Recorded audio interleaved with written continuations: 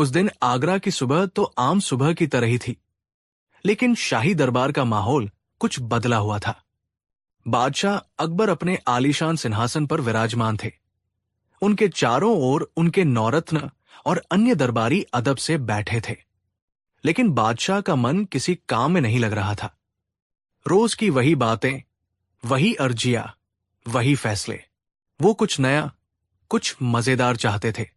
उनकी नजरें दरबार में घूमते हुए बीरबल पर जाकर टिक गई, जो हमेशा की तरह शांत और चेहरे पर एक हल्की सी मुस्कान लिए बैठे थे।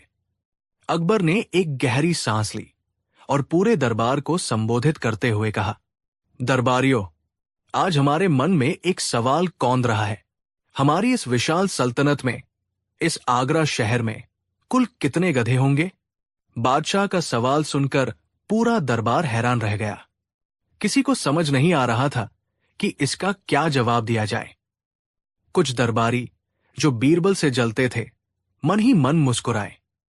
उन्हें लगा कि आज बीरबल जरूर फंसेगा। भला शहर के गधों की गिनती कौन कर सकता है? ये तो एक असंभव काम था। एक दरबारी, मुल्ला दो प्याजा, जो हमेशा बीरबल को नीचा दिखाने का मौका ढूंढते रहते थे, आगे आए और बोले, जहांपनाह, आपका सवाल तो बड़ा ही गहरा है। इस शहर में गधों की गिनती करना तो लगभग नामुमकिन है।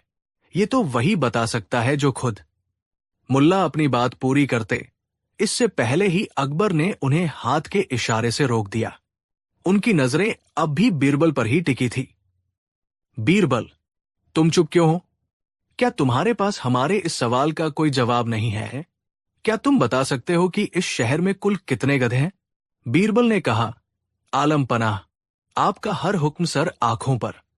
मैं आपके सवाल का जवाब जरूर दूंगा, लेकिन मुझे इस काम के लिए थोड़ा समय और कुछ संसाधन चाहिए होंगे। अकबर ने आश्चर्य से कहा, तुम सच में गधों की गिनती करोगे? ठीक है, तुम्हें कितना समय चाहिए? बीरबल ने कहा, जहांपनाह, मुझे 4 हफ्तों का समय और शाही खजाने से 1000 सोने की मोहरें चाहिए होंगी। 1000 सोने की मोहरें। ये सुनकर दरबारियों के कान खड़े हो गए। गधों को गिनने के लिए इतनी बड़ी रकम? मुल्ला दो प्याजा और उनके साथियों को अब पक्का यकीन हो गया कि बीरबल या तो पागल हो गया है या फिर वो शाही खजाने को लूटने का बहाना ढूंढ रहा है। उन्होंने बादशाह को भड़काने की कोशिश की। एक दरबारी ने कहा, मापी जहांपनाह, पर यह तो शाही खजाने का सरासर अपमान है। गधों पर इतनी मोहरें खर्च करना कहाँ की समझदारी है? लेकिन अकबर के मन में तो कुछ और ही चल रहा था। वो बीरबल की बुद्धिमानी की गहराई को जानते थे। उन्हें पता था कि इस बेतुके काम के पीछे भी बीरबल की कोई न कोई चतुर योजना जरूर होगी। अकबर ने मुस्कुराते हुए कहा, खामोश, हमने बीरबल को यह काम सौंपा है और हम ही इसका फैसला करेंगे। बीरबल, तुम्हें 4 हफ्ते का समय और 1000 मोहरें दी जाती है, लेकिन याद रखना, अगर तुम इस काम में नाकामयाब हुए तो सजा बहुत सख्त होगी। बीरबल ने कहा, जो हुक्म मेरे आता। और इस तरह बीरबल अपने काम में जुट गए। वो रोज सुबह निकलते और देर रात तक घर लौटते। उन्होंने अपने साथ कुछ मुंशी भी रख लिए थे। वो शहर के हर कोने में जाते, लोगों से अजीब अजीब से सवाल पूछते, उनकी बातों को गौर से सुनते और अपनी पोथी में कुछ नोट करते जाते। पूरा शहर हैरान था कि बीरबल आखिर कर क्या रहे हैं। उधर दरबार में बीरबल की खिल्ली उड़ाई जा रही थी। मुल्ला दो प्याजा ने अपने साथियों से कहा, देखा, मैंने कहा था ना, ये बीरबल बादशाह को और हम सबको मूर्ख बना रहा है। शाही मोहरों से अय्याशी कर रहा होगा और आखिर में कोई मनगढ़ंत कहानी सुना देगा। 4 हफ्ते बीत गए। आज बीरबल को अपना जवाब लेकर दरबार में हाजिर होना था। पूरा दरबार खचाखच भरा हुआ था। हर किसी की नजरें दरवाजे पर टिकी थी। बादशाह अकबर भी अपने सिंहासन पर गंभीर मुद्रा में बैठे थे। उन्हें भी बेसब्री से बीरबल का इंतजार था। तभी बीरबल ने दरबार में प्रवेश किया। उनके हाथ में एक बहुत बड़ा लपेटा हुआ दस्तावेज था। उन्होंने बादशाह के सामने आकर सिर झुकाया। अकबर ने कहा, आओ बीरबल, हमें उम्मीद है कि तुम अपना काम पूरा करके आए हो। बताओ, हमारी सल्तनत में, इस आगरा शहर में कुल कितने गधे हैं? बीरबल ने शांत भाव से कहा, जहांपनाह, आपकी आज्ञा के अनुसार मैंने पूरे शहर का बड़ी बारीकी से मुआयना किया और गधों की एक विस्तृत सूची तैयार की है। ये कहकर बीरबल ने अपने हाथ का दस्तावेज खोला। वो एक बहुत लंबा चर्मपत्र था जिस पर हजारों नाम लिखे हुए थे। बीरबल ने कहा, आलमपनाह, इस शहर में दो तरह के गधे हैं। एक तो वो जिनके 4 पैर, 2 कान और एक पूंछ होती है। वे तो गिनती में केवल 5233 है। दरबार में कुछ लोग हंसने लगे। ये तो कोई भी बता सकता था। अकबर ने कहा, और दूसरी तरह के गधे? बीरबल ने गंभीर होकर कहा, और दूसरे वो गधे हैं जो दिखते तो इंसानों की तरह हैं, लेकिन अपनी हरकतों और अक्ल से वे गधों से भी बदतर है। ऐसे गधों की संख्या इस शहर में ठीक 26,812 है। मुल्ला दो प्याजा ने गुस्से का नाटक करते हुए कहा, जहांपनाह, ये तो हद हो गई। बीरबल इस शहर के इज्जतदार लोगों की तौहीन कर रहे हैं। इन्हें अपनी बात साबित करने के लिए कहा जाए। अकबर ने कहा, हाँ बीरबल, हम भी यही जानना चाहते हैं। तुमने ये सूची किस आधार पर बनाई है? क्या तुम साबित कर सकते हो कि इस सूची में लिखे नाम वाले लोग वाकई गधे हैं? बीरबल ने कहा, जरूर जहांपनाह। बीरबल ने सूची को पढ़ना शुरू किया। बीरबल ने कहा, इस सूची में पहला नाम है सेठ धनीराम का। मैंने देखा कि वो अपने बीमार बच्चे का इलाज किसी काबिल हकीम से कराने के बजाय एक ढोंगी बाबा के कहने पर नदी में सोने के सिक्के फेंक रहे थे। जो अपनी संतान की जान से ज्यादा एक ढोंगी पर विश्वास करे, उसे आप क्या कहेंगे? जहांपनाह। दूसरा नाम है पंडित ज्ञानचंद का, जो खुद को बहुत बड़ा विद्वान बताते हैं, लेकिन मैंने उन्हें एक बच्चे के साथ इस बात पर बहस करते देखा कि सूरज पहले उगता है या मुर्गा पहले बांग देता है। जो अपने ज्ञान का ऐसा प्रदर्शन करे, उसे क्या कहा जाए? बीरबल एक एक करके नाम पढ़ते रहें और उनके पीछे की वजह बताते रहें। हर वजह इतनी सटीक और तर्कपूर्ण थी कि किसी के पास कोई जवाब नहीं था। दरबार में बैठे कई लोगों के चेहरे शर्म से लाल हो गए, क्योंकि सूची में उनके रिश्तेदारों और जानने वालों के नाम भी थे। लेकिन कहानी का असली मोड़ तो अभी बाकी था। अकबर ने कहा, वाह बीरबल, मान गए तुम्हारी पारखी नजर को। तुम्हारी सूची तो बिल्कुल सही लग रही है, लेकिन जरा सूची के आखिर में देखो। क्या तुमने कोई नाम छोड़ तो नहीं दिया? अकबर को लगा कि बीरबल ने मजाक मजाक में शायद उनका नाम भी लिख दिया होगा, और वो इसी पल का इंतजार कर रहे थे। बीरबल ने एक गहरी सांस ली। उनकी नजरें झुकी हुई थी। बीरबल ने कहा, गुस्ताखी माफ हो आलमपनाह, इस सूची में एक और नाम है, बल्कि ये सूची 2 नामों पर आकर खत्म होती है। अकबर ने कहा, कौन है वो 2 अभागे? बीरबल ने चर्मपत्र को थोड़ा और खोला। उनकी उंगली एक नाम पर आकर रुकी। उन्होंने धीरे से लेकिन साफ आवाज में कहा। बीरबल ने कहा, एक नाम तो मेरा है, जहांपनाह। पूरा दरबार हैरान। बीरबल ने खुद को गधा क्यों कहा? अकबर ने कहा, तुम गधे क्यों हो? बीरबल ने कहा, इसलिए जहांपनाह, क्योंकि मैंने अपना सारा कीमती वक्त और शाही खजाने की मोहरें ऐसे बेवकूफी भरे काम में बर्बाद कर दी, जिसका सल्तनत की भलाई से कोई लेना देना नहीं था। मैं शहर के गधों को गिन रहा था, जबकि मुझे अपना समय प्रजा की समस्याओं को सुलझाने में लगाना चाहिए था। इसलिए इस सूची में मेरा नाम होना लाजमी है। अकबर बीरबल के इस जवाब से बहुत प्रभावित हुए। उनकी ईमानदारी और आत्मालोचना ने अकबर का दिल जीत लिया। अकबर ने हंसते हुए कहा, वाह बीरबल वाह, मान गए। तुम्हारी ईमानदारी बेमिसाल है। अच्छा, अब ये बताओ कि आखिरी नाम किसका है? अब वो क्षण आ गया था जिसने इतिहास में इस किस्से को अमर कर दिया। बीरबल ने अपनी कांपती हुई उंगली को सूची के सबसे अंतिम नाम पर रखा। उन्होंने एक बार बादशाह अकबर की आंखों में देखा और फिर जमीन की ओर देखते हुए लगभग फुसफुसाते हुए कहा, लेकिन उनकी आवाज पूरे दरबार में गूंज गई।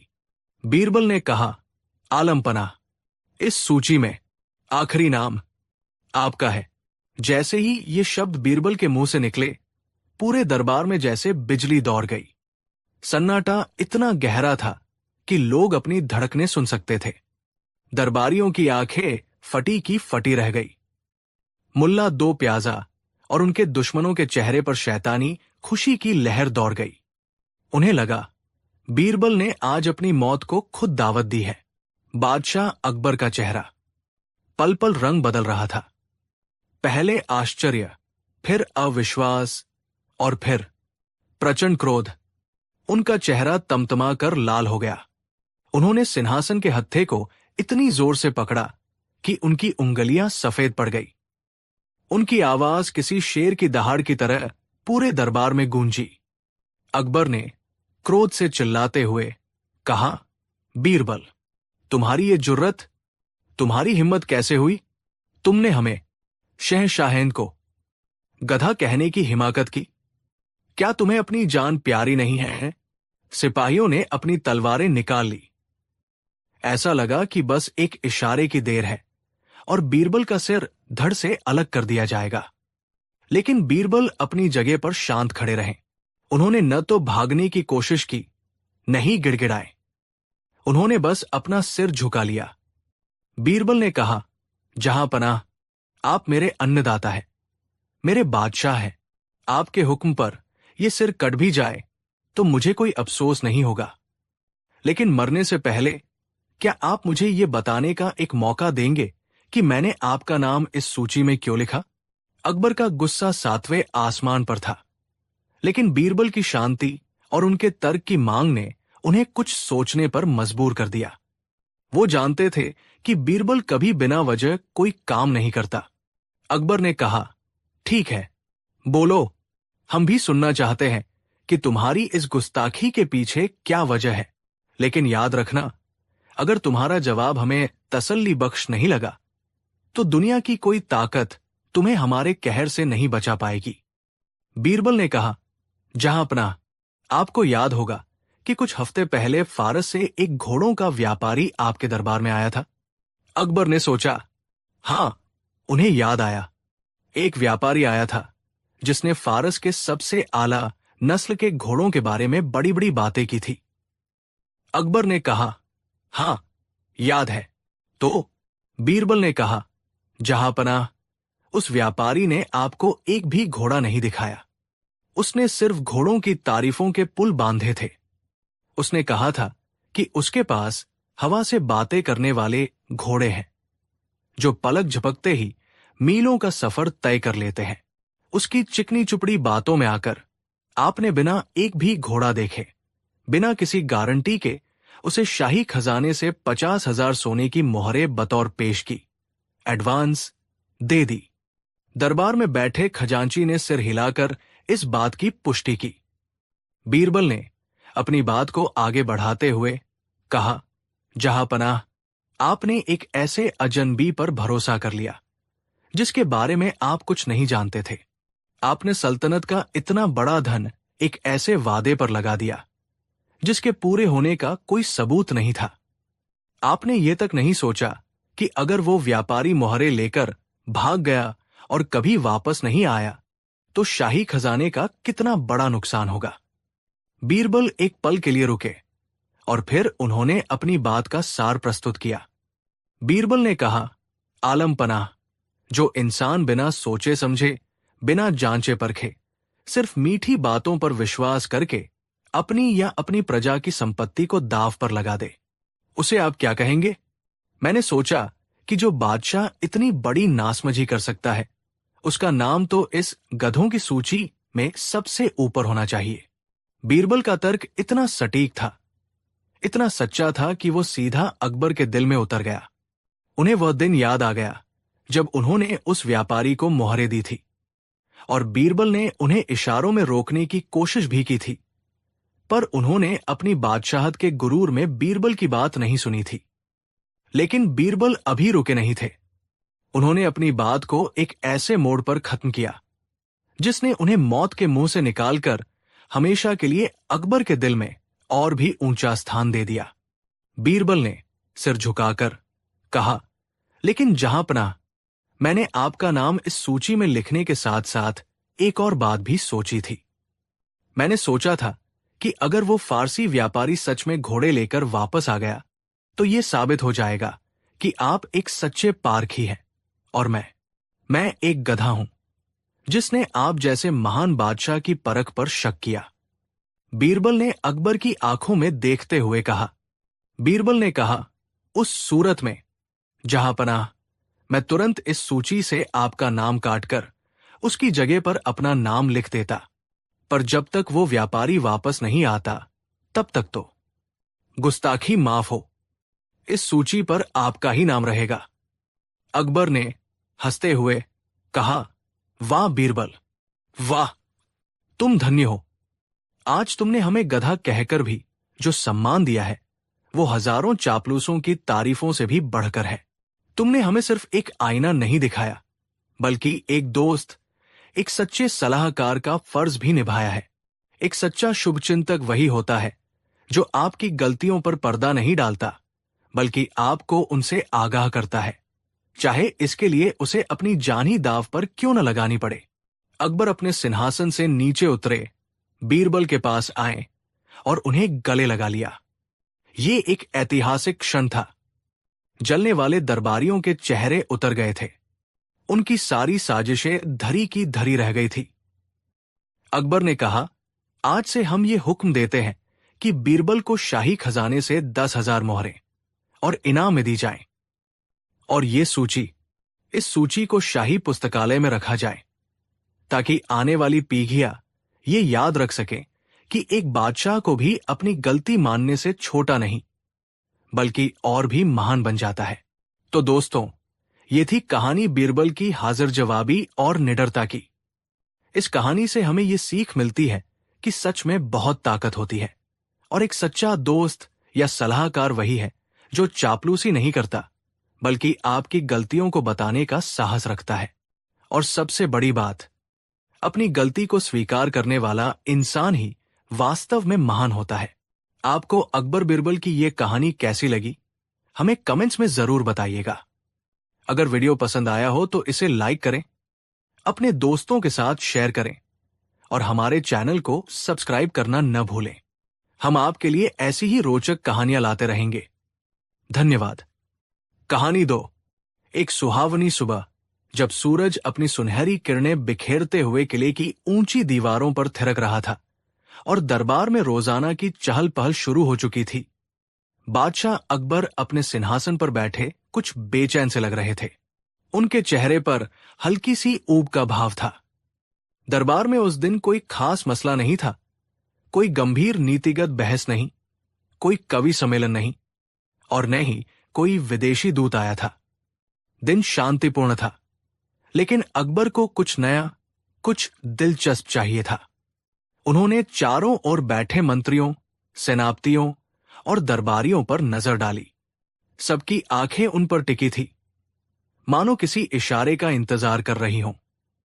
तभी उनकी नजर बीरबल पर पड़ी, जो हमेशा की तरह शांत और मुस्कुराते हुए बैठे थे। बीरबल, अकबर ने अपनी गंभीर आवाज में कहा, आज हमारा मन किसी गंभीर विषय पर विचार करने का नहीं है।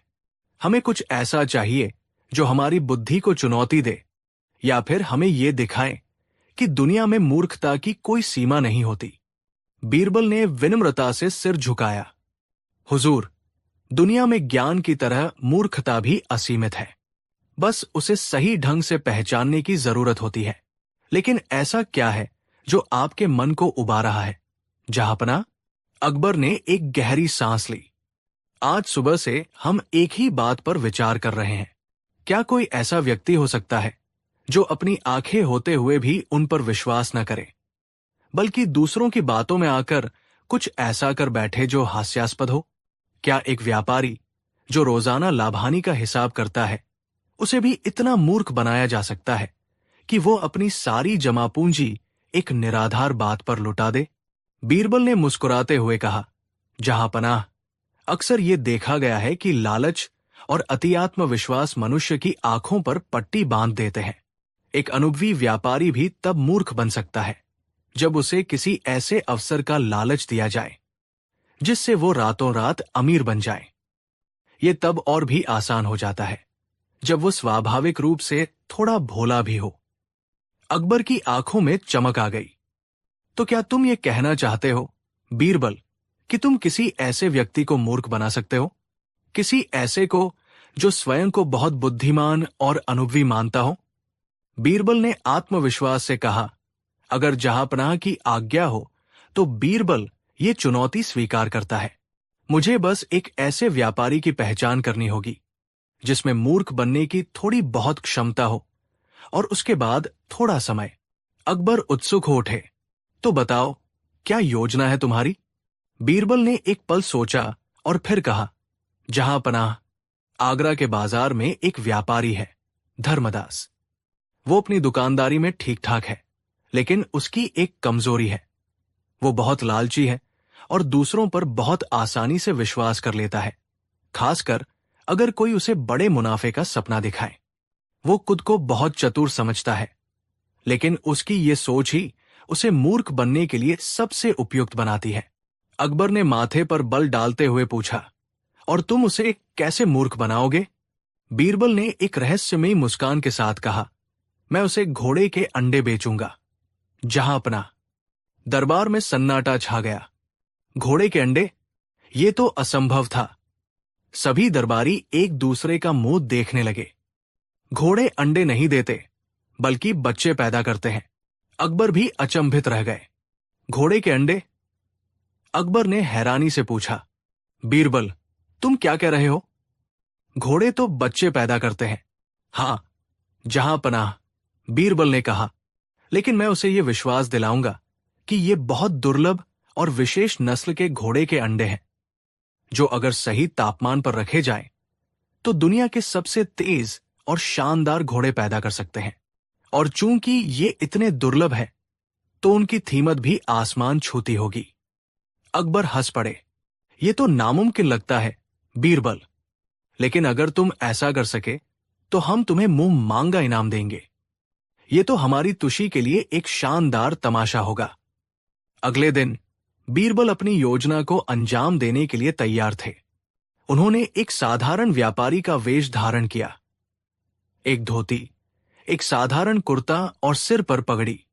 उन्होंने कुछ बड़े हरे भरे तरबूजों का इंतजाम किया और उन्हें एक टोकरी में इस तरह रखा जैसे वे सचमुच कोई कीमती और नाजुक चीज हो। वे आगरा के सबसे व्यस्त बाजार की ओर चल पड़े, जहां धर्मदास की दुकान थी। धर्मदास अपनी दुकान पर बैठा ग्राहकों को सामान बेचने और मोलभाव करने में व्यस्त था। वो एक मोटा ताजा, अधेड़ उम्र का व्यक्ति था, जिसकी आंखों में हमेशा मुनाफा तलाशने की चमक रहती थी। वो खुद को बहुत कुशल व्यापारी मानता था और छोटी मोटी बचत के लिए घंटों मोलभाव करता था। बीरबल अपनी टोकरी लिए धर्मदास की दुकान के सामने से गुजरे, लेकिन रुके नहीं। उन्होंने जानबूझकर ऐसी चाल चली कि धर्मदास की नजर उन पर पड़े। धर्मदास ने देखा कि एक अनजान व्यक्ति बड़ी सावधानी से एक टोकरी लेकर जा रहा है, जिसमें कुछ बड़े गोलाकार हरे फल जैसे दिख रहे हैं। उसकी उत्सुकता जाग उठी। अरे भाई, जरा सुनना, धर्मदास ने आवाज लगाई। क्या चीज है तुम्हारी टोकरी में? इतनी सावधानी से क्यों ले जा रहे हो? बीरबल रुके। उन्होंने धर्मदास की ओर देखा, जैसे कोई अनमोल रहस्य छिपा रहे हों। नहीं नहीं, ये कोई आम चीज नहीं है सेठ जी, ये बेहद कीमती है। उन्होंने अपनी आवाज में रहस्य का पुट भर दिया। धर्मदास का लालच और बढ़ गया। कीमती? क्या है ऐसा? कोई नया मसाला? कोई विदेशी फल? उसने अनुमान लगाना शुरू किया। बीरबल ने धीरे से टोकरी से एक तरबूज निकाला। वो बड़ा, चमकीला हरा और गोल था। ये कोई फल नहीं है सेठ जी, ये घोड़े के अंडे हैं। धर्मदास अपनी हंसी रोक नहीं पाया। हा हा हा, घोड़े के अंडे? भाई साहब, तुमने कभी घोड़ा देखा है? घोड़े बच्चे पैदा करते हैं, अंडे नहीं देते। तुम किस मूर्ख को घोड़े के अंडे बेचने आए हो? बीरबल ने गंभीर चेहरा बनाए रखा। मुझे पता था कि आप जैसे कम जानकारी वाले व्यक्ति को इस पर विश्वास नहीं होगा, लेकिन ये आम घोड़े के अंडे नहीं हैं। ये तुर्की के सुल्तान के विशेष अस्तबल से लाए गए एक बहुत ही दुर्लभ नस्ल के घोड़े के अंडे हैं। ये घोड़े इतने तेज और शक्तिशाली होते हैं कि इनकी बराबरी दुनिया का कोई घोड़ा नहीं कर सकता, लेकिन इन्हें पालना बेहद मुश्किल होता है क्योंकि इनकी नस्ल बहुत कम मिलती है और ये अंडे भी बहुत मुश्किल से देते हैं। धर्मदास अभी भी हंस रहा था, लेकिन अब उसकी हंसी में एक हल्की सी उत्सुकता भी थी। अगर ये इतने तास है तो तुम इन्हें यहां गलियों में क्यों बेच रहे हो? कोई सुल्तान या राजा ही इन्हें खरीदेगा। बीरबल ने एक गहरी सांस ली, जैसे कोई बड़ा राज बता रहे हों। दरअसल मैं सुल्तान के शाही अस्तबल का पूर्व सेवक हूं। वहां की एक साजिश में फंस गया और मुझे वहां से भागना पड़ा। ये अंडे मुझे विरासत में मिले थे, जो मैंने अपनी जान की बाजी लगाकर बचाए हैं। मैं चाहता हूं कि ये अंडे किसी ऐसे व्यक्ति के हाथ लगें जो इनकी कीमत समझे और इनसे शाही घोड़े पैदा कर सके। लेकिन मुझे पैसों की सख्त जरूरत है ताकि मैं यहां से दूर भाग सकूं और एक नया जीवन शुरू कर सकूं। इस कहानी ने धर्मदास के मन में लालच के बीज बो दिए। वो सोचने लगा, अगर ये सच है तो क्या होगा? अगर इन अंडों से सचमुच शाही घोड़े निकल आए तो वो रातों रात अमीर बन जाएगा। वो उन घोड़ों को बादशाह अकबर को बेचकर मालामाल हो सकता था। तो इनकी क्या कीमत है? धर्मदास ने आवाज में थोड़ी नरमी लाते हुए पूछा। बीरबल ने एक और तरबूज निकाला और उसे बड़े प्यार से सहलाया। सेठ जी, एक अंडे की कीमत 1000 दीनार है। धर्मदास के कान खड़े हो गए। 1000 दीनार एक तरबूज के लिए? ये तो बहुत ज्यादा था। उसकी हंसी फिर से छूट गई। तुम पागल हो गए हो क्या? एक तरबूज के लिए मैं तुम्हें 1000 दीनार दूं? जाओ, किसी और मूर्ख को ढूंढो। बीरबल ने अपनी टोकरी उठाई और मुड़ने लगे। ठीक है सेठ जी, मेरी किस्मत में शायद यही लिखा है। मैं इन्हें किसी और को बेच दूंगा जो इनकी कीमत समझता हो। उन्होंने कुछ दूर जाने का नाटक किया। धर्मदास को लगा कि वो एक बड़ा अवसर गंवा रहा है। उसका लालच उस पर हावी हो गया। उसने चिल्लाकर कहा, रुको रुको, बात तो सुनो। बीरबल फिर रुके। धर्मदास उनके पास आया। देखो भाई, 1000 दीनार तो बहुत ज्यादा है, लेकिन अगर ये सचमुच घोड़े के अंडे हुए तो ये दुनिया बदल देंगे। चलो कुछ मोलभाव कर लेते हैं। कितने अंडे हैं तुम्हारे पास? मेरे पास कुल 5 अंडे हैं, बीरबल ने कहा, और ये पांचों ही बेहतरीन नस्ल के हैं। धर्मदास ने हिसाब लगाया। 5 अंडे, 5000 दीनार। ये बहुत बड़ी रकम थी, लेकिन अगर हर अंडे से एक शाही घोड़ा निकला तो वो एक घोड़े से ही 10,000 दीनार कमा सकता था। ये तो 10 गुना मुनाफा था। उसकी आंखों में चमक आ गई। ठीक है, धर्मदास ने कहा, मैं तुम्हें 500 दीनार प्रति अंडे के हिसाब से दूंगा। ये मेरी अंतिम पेशकश है। बीरबल ने माथे पर बल डाला। सेठ जी, ये तो मेरे नुकसान का सौदा होगा। मैं तो आपको एक खास मौका दे रहा हूं। मेरा नुकसान भी नहीं होना चाहिए और आपका फायदा भी होना चाहिए। चलिए, एक एक अंडे के 700 दीनार। इससे कम में तो मैं अपनी जान पर खेल कर लाए हुए इन बेशकीमती अंडों को नहीं बेचूंगा। मुझे बस जल्दी से ये अंडे बेचकर यहां से दूर जाना है। धर्मदास थोड़ी देर सोचता रहा। 700 दीनार प्रति अंडा, 5 अंडे के हुए 3500 दीनार। ये उसकी आधी से ज्यादा जमा पूंजी थी। एक पल को उसके मन में संदेह उठा, लेकिन लालच ने उसे फिर जीत लिया। अगर यह सच हो गया तो वो शहर का सबसे अमीर व्यापारी बन जाएगा। लोग उसके सामने नतमस्तक होंगे। ठीक है, धर्मदास ने अंततः कहा, मैं तुम्हें 3500 दीनार दूंगा, लेकिन मेरी एक शर्त है। अगर इन अंडों से घोड़े नहीं निकले तो तुम मुझे मेरे पैसे वापस करोगे। बीरबल मुस्कुराए। सेठ जी, मैं कहीं रुकूंगा ही नहीं। मैं तो यहां से दूर भाग रहा हूं।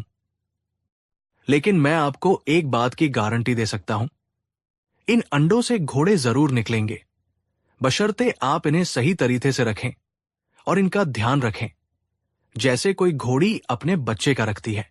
इन्हें गर्म रखना होगा और बहुत सावधानी से रखना होगा। और हां, जब घोड़े निकले तो उन्हें सबसे पहले खुले मैदान में छोड़ना, ताकि वे अपनी पूरी ताकत से दौड़ सकें। बीरबल ने अपनी पूरी कहानी में एक ऐसी शर्त लगा दी जिसका कोई अर्थ नहीं था, लेकिन धर्मदास के मन में यह विश्वास पैदा कर दिया कि ये एक जादुई प्रक्रिया है। धर्मदास खुश था कि उसने ये डील पक्की कर ली। उसने अपनी दुकान से 3500 दीनार निकाले और बीरबल को दे दिए। बीरबल ने पैसे लिए, मुस्कुराए और धर्मदास को तरबूजों से भरी टोकरी सौंप दी। सेठ जी, मुबारक हो। कुछ ही दिनों में आप दुनिया के सबसे शाही घोड़ों के मालिक होंगे। इतना कहकर बीरबल तेजी से बाजार की भीड़ में सायब हो गए। धर्मदास ने उस भारी टोकरी को उठाया और जैसे तैसे अपनी दुकान के अंदर लाया। उसने अपने नौकरों को भी नहीं बताया कि ये क्या चीज है। उसने अंडों को अपनी दुकान के सबसे सुरक्षित कोने में रखा और उन्हें कंबल से ढक दिया ताकि वे गर्म रहें। उसकी पत्नी ने जब देखा कि वो तरबूजों को इतना मान दे रहा है, तो उसने पूछा, ये क्या कर रहे हो? जी, तरबूजों को इतना संभाल कर क्यों रखा है? धर्मदास ने अपनी पत्नी पर गुस्सा किया। तुम नहीं समझोगी, ये मेरा सबसे बड़ा व्यापारिक राज है। जब ये अंडे फूटेंगे तो हम रातों रात बादशाह से भी ज्यादा अमीर हो जाएंगे। उसकी पत्नी ने सोचा कि उसके पति का दिमाग नराब हो गया है, लेकिन उसने और कुछ नहीं कहा। धर्मदास ने अगले कई दिन उन्हीं अंडों की सेवा में बिताए। वो हर सुबह उन्हें देखता, उन्हें पलटता और कभी कभी तो उनसे बातें भी करता, मानो वे कोई जीवित प्राणी हो। वो लगातार इस बात का इंतजार करता रहा कि कब ये अंडे फूटेंगे और दुनिया के सबसे तेज घोड़े बाहर आएंगे। उसने तो घोड़ों के लिए अस्तबल बनवाने का भी मन बना लिया था। एक हफ्ता बीता, फिर 2, फिर 3। धर्मदास का धैर्य जवाब देने लगा। उसने एक अंडे को उठाया और कान लगाकर सुना। कोई आवाज नहीं। उसने उसे धीरे से हिलाया। कुछ नहीं। उसकी चिंता बढ़ने लगी। उसने सोचा, शायद तापमान सही नहीं है। उसने अंडे को और भी गर्म कंबल में लपेटा। उसने पंडितों से भी सलाह लेने की सोची कि शायद अंडों के लिए कोई शुभ मुहूर्त होता है। एक दिन जब धर्मदास सुबह सुबह अपनी दुकान पर आया, तो उसने देखा कि एक तरबूज में एक हल्की सी दरार आ गई थी। उसकी चुशी का ठिकाना न रहा। ये रहा, ये रहा, वो चिल्लाया। अंडा फूटने वाला है। मेरा शाही घोड़ा आ रहा है। वो तुरंत बाजार से एक सब्जी वाला चाकू ले आया और बड़ी सावधानी से उस तरबूज की दरार को और बड़ा करने लगा। वो जानता था कि उसे बहुत ध्यान रखना होगा, कहीं बच्चे घोड़े को चोट न लग जाए। जैसे ही तरबूज का ऊपरी हिस्सा अलग हुआ, अंदर से एक छोटा सफेद रोमिल जीव तेजी से उछला और दुकान के खुले दरवाजे से बाहर भाग गया। धर्मदास की आंखें फटी रह गई। वो कुछ पल के लिए अवाक रह गया। उसने कभी ऐसा घोड़ा नहीं देखा था। ये तो बहुत छोटा था और तेज भी। ये इतना छोटा था कि वो एक खरगोश जैसा लग रहा था। मेरा बच्चा, मेरा शाही घोड़ा, वो चिल्लाया और खरगोश के पीछे भागा। खरगोश घबराहट में तेजी से कूदता हुआ गलियों में भागने लगा। धर्मदास अपनी सारी ताकत लगाकर उसके पीछे दौड़ता रहा। पकड़ो उसे, मेरा घोड़ा, मेरा शाही घोड़ा भाग रहा है, वो चिल्लाता रहा। शहर के लोग हैरान होकर उसे देखते रहे। एक मोटा व्यापारी एक छोटे से खरगोश के पीछे मेरा घोड़ा चिल्लाते हुए दौड़ रहा था। कुछ लोग हंस रहे थे, कुछ अचंभित थे और कुछ ने सोचा कि धर्मदास ने अपना मानसिक संतुलन खो दिया है। खरगोश आखिरकार झाड़ियों में गायब हो गया। धर्मदास हाफता हुआ वही ढेर हो गया। वो दुखी था, लेकिन फिर भी उसके मन में संदेह नहीं था कि वो एक घोड़े का बच्चा था। इतना तेज, इतनी छोटी उम्र में ही इतनी रफ्तार, ये तो यकीनन शाही घोड़ा ही होगा। शायद ये बहुत तेजी से बड़े होते हैं। ये नबर जल्द ही अकबर के दरबार में पहुंची। अकबर और बीरबल को ये सुनकर बहुत मजा आया। अकबर ने तुरंत धर्मदास को दरबार में हाजिर होने का आदेश दिया। धर्मदास अपनी सारी थकान और निराशा के बावजूद बादशाह के सामने पेश हुआ। वो अभी भी थोड़ा सहमा हुआ था।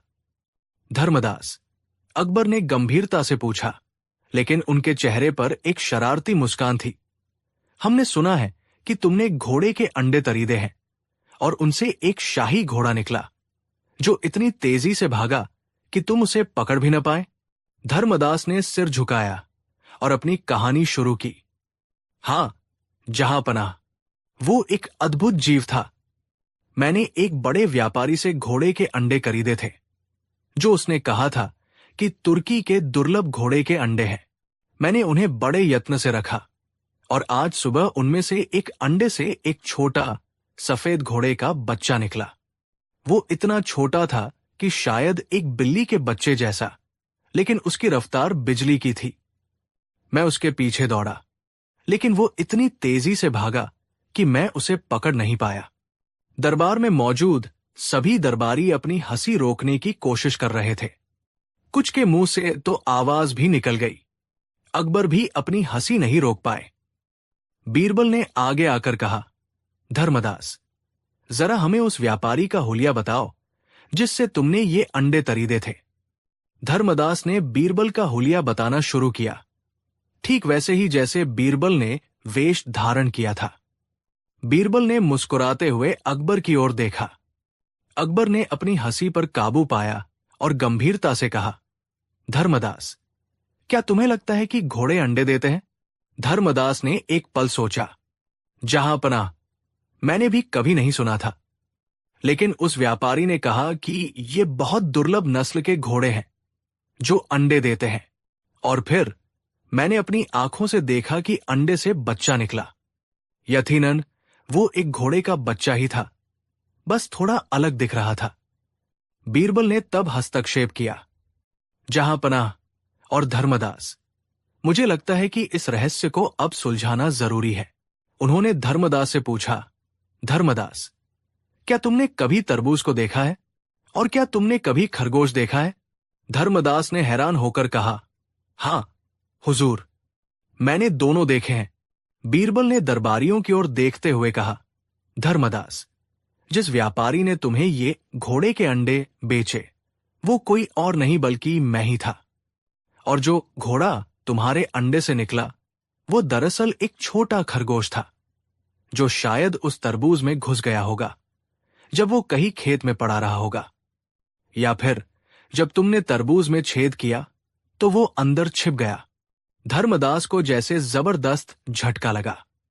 उसका चेहरा पहले पीला पड़ा, फिर लाल हो गया।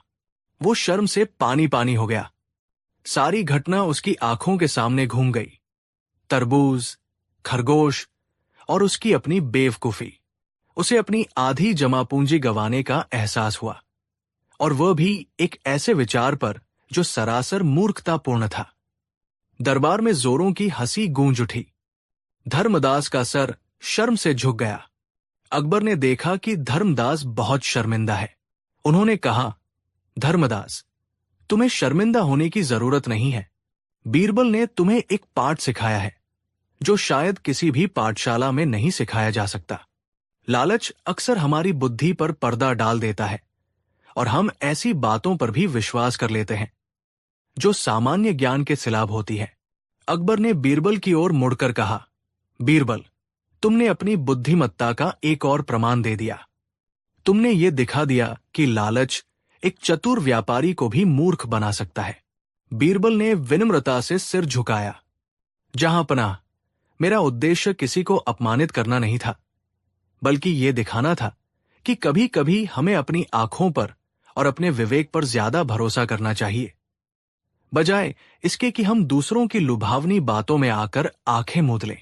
अगर धर्मदास ने एक बार भी सोचा होता कि क्या घोड़े अंडे देते हैं, तो वो इस धोखे में नहीं आता। धर्मदास ने अकबर और बीरबल को देखा। अब उसे अपनी गलती का एहसास हो गया था। उसने अपनी सारी पूंजी गंवा दी थी, लेकिन उसे एक ऐसा सबक मिला था जो जीवन भर उसके काम आएगा। मुझे माफ कर दें, जहां पनाह, धर्मदास ने कहा। मैंने अपनी मूर्खता और लालच के कारण अपना नुकसान किया। मैं बीरबल जी का आभारी हूं कि उन्होंने मुझे ये अनमोल सबक सिखाया। अब मैं कभी भी किसी भी बात पर आंख मूंदकर विश्वास नहीं करूंगा और हमेशा अपने विवेक का इस्तेमाल करूंगा। अकबर मुस्कुराए। ये रहा तुम्हारा असली लाभ, धर्मदास। ये ज्ञान किसी भी दौलत से ज्यादा कीमती है। इस घटना के बाद धर्मदास एक बहुत ही समझदार और सतर्क व्यापारी बन गया। उसने फिर कभी किसी ऐसे लुभावने प्रस्ताव पर विश्वास नहीं किया जो सामान्य बुद्धि के खिलाफ हो। और आगरा के बाजार में घोड़े के अंडे एक मुहावरा बन गया जिसे मूर्खता और बेवकूफी का प्रतीक माना जाता था। बीरबल ने एक बार फिर अपनी अद्वितीय बुद्धिमत्ता से न सिर्फ बादशाह का मनोरंजन किया, बल्कि एक व्यक्ति को जीवन का एक महत्वपूर्ण सबक भी सिखाया। कहानी 3। मुगल सल्तनत की राजधानी आगरा अपने वैभव और भव्यता के लिए विख्यात थी। सम्राट अकबर का शासनकाल न्याय, कला और ज्ञान का संगम था और उनके नवरत्नों में सबसे तेज बुद्धि वाले बीरबल की बुद्धिमत्ता के किस्से दूर दूर तक फैले हुए थे। फिर भी कभी कभी ऐसी समस्याएं उत्पन्न हो जाती थी जो बड़े बड़े सूरमाओं के पसीने छुड़ा देती थी। ऐसी ही एक समस्या ने पूरे शहर में हड़कंप मचा दिया था। नगर के सबसे धनी और प्रतिष्ठित सेठ धनपत राय का बेशकीमती नवरत्न हार चोरी हो गया था। ये हार सिर्फ एक आभूषण नहीं था, बल्कि उनकी 7 पीढ़ियों की विरासत, कुल देवी का आशीर्वाद और उनकी प्रतिष्ठा का प्रतीक था। इसमें जड़े 9 अनमोल रत्न अपनी चमक और पवित्रता के लिए प्रसिद्ध थे। सेठ धनपत राय अपनी ईमानदारी और दानवीरता के लिए जाने जाते थे और उनके घर में ऐसी चोरी की खबर ने सबको स्तब्ध कर दिया था। चोरी की घटना उस रात हुई जब सेठ जी के महल में एक भव्य उत्सव का आयोजन किया गया था। संगीत, नृत्य और खुशबूदार पकवानों के बीच किसी ने इतनी सफाई से हार उड़ा लिया कि भोर होने तक किसी को कानो कान खबर भी न हुई। सुबह जब सेठानी जी पूजा के लिए उस हार को लेने गई तो उसे अपनी पेटी में न पाकर उनके होश उड़ गए। उन्होंने तुरंत ये खबर सेठ धनपत राय को दी। सेठ जी ने तत्काल महल के सारे दरवाजे बंद करवा दिए और हर कोने की तलाशी ली, लेकिन हार का कहीं कोई पता न चला। उनके महल में सैकड़ों नौकर चाकर थे और उत्सव में नगर के अनेक प्रतिष्ठित लोग शामिल हुए थे। किसी बाहरी व्यक्ति का इतनी आसानी से महल में घुसना और इतनी सफाई से चोरी करना असंभव लग रहा था। इसलिए शक की सुई भीतर के ही किसी व्यक्ति पर घूम रही थी। लेकिन कौन? सेठ धनपत राय, जो अपनी संपदा के साथ साथ अपनी प्रतिष्ठा के प्रति भी अत्यंत संवेदनशील थे, इस घटना से टूट गए। उन्होंने तुरंत अपने विश्वस्त आदमियों को सम्राट अकबर के दरबार में भेजकर इस घटना की सूचना दी और न्याय की गुहार लगाई। अगले दिन सुबह दरबार में गहरी उदासी छाई हुई थी। सम्राट अकबर स्वयं इस घटना से चिंतित थे। सेठ धनपत राय की प्रतिष्ठा पर लगा ये दाग पूरे साम्राज्य के कानून व्यवस्था पर एक सवाल खड़ा कर रहा था। ये अत्यंत दुर्भाग्यपूर्ण है, सम्राट अकबर ने अपनी गंभीर आवाज में कहा। सेठ धनपत राय जैसे प्रतिष्ठित नागरिक के घर में ऐसी सेंधमारी हमारे प्रशासन पर एक बड़ा धब्बा है। कोतवाल साहब, इस मामले में आपकी क्या रिपोर्ट है? कोतवाल रणधीर सिंह, जो अपने कठोर स्वभाव और ईमानदारी के लिए जाने जाते थे, लेकिन जिनकी बुद्धिमत्ता कभी कभी बीरबल के सामने कम पड़ जाती थी, सिर झुकाए खड़े थे। जहां पनाह, हमने अपनी पूरी ताकत झोंक दी है। सेठ के महल का चप्पा चप्पा छान मारा गया है। हर नौकर चाकर से पूछताछ की गई है। उत्सव में आए सभी मेहमानों पर भी बारीकी से नजर रखी गई है, लेकिन अभी तक कोई सुराग नहीं मिला है। चोर बहुत शातिर है, उसने कोई निशानी नहीं छोड़ी। कोतवाल के बगल में दरबार के एक अन्य प्रभावशाली मनसबदार जोरावर सिन्हा खड़े थे। जोरावर सिंह एक अनुभवी सैन्य अधिकारी और अकबर के करीबी विश्वास पात्र थे।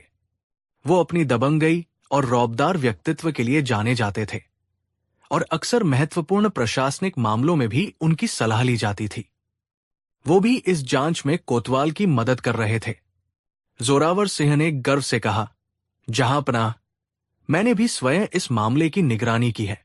कोतवाल साहब सही कह रहे हैं।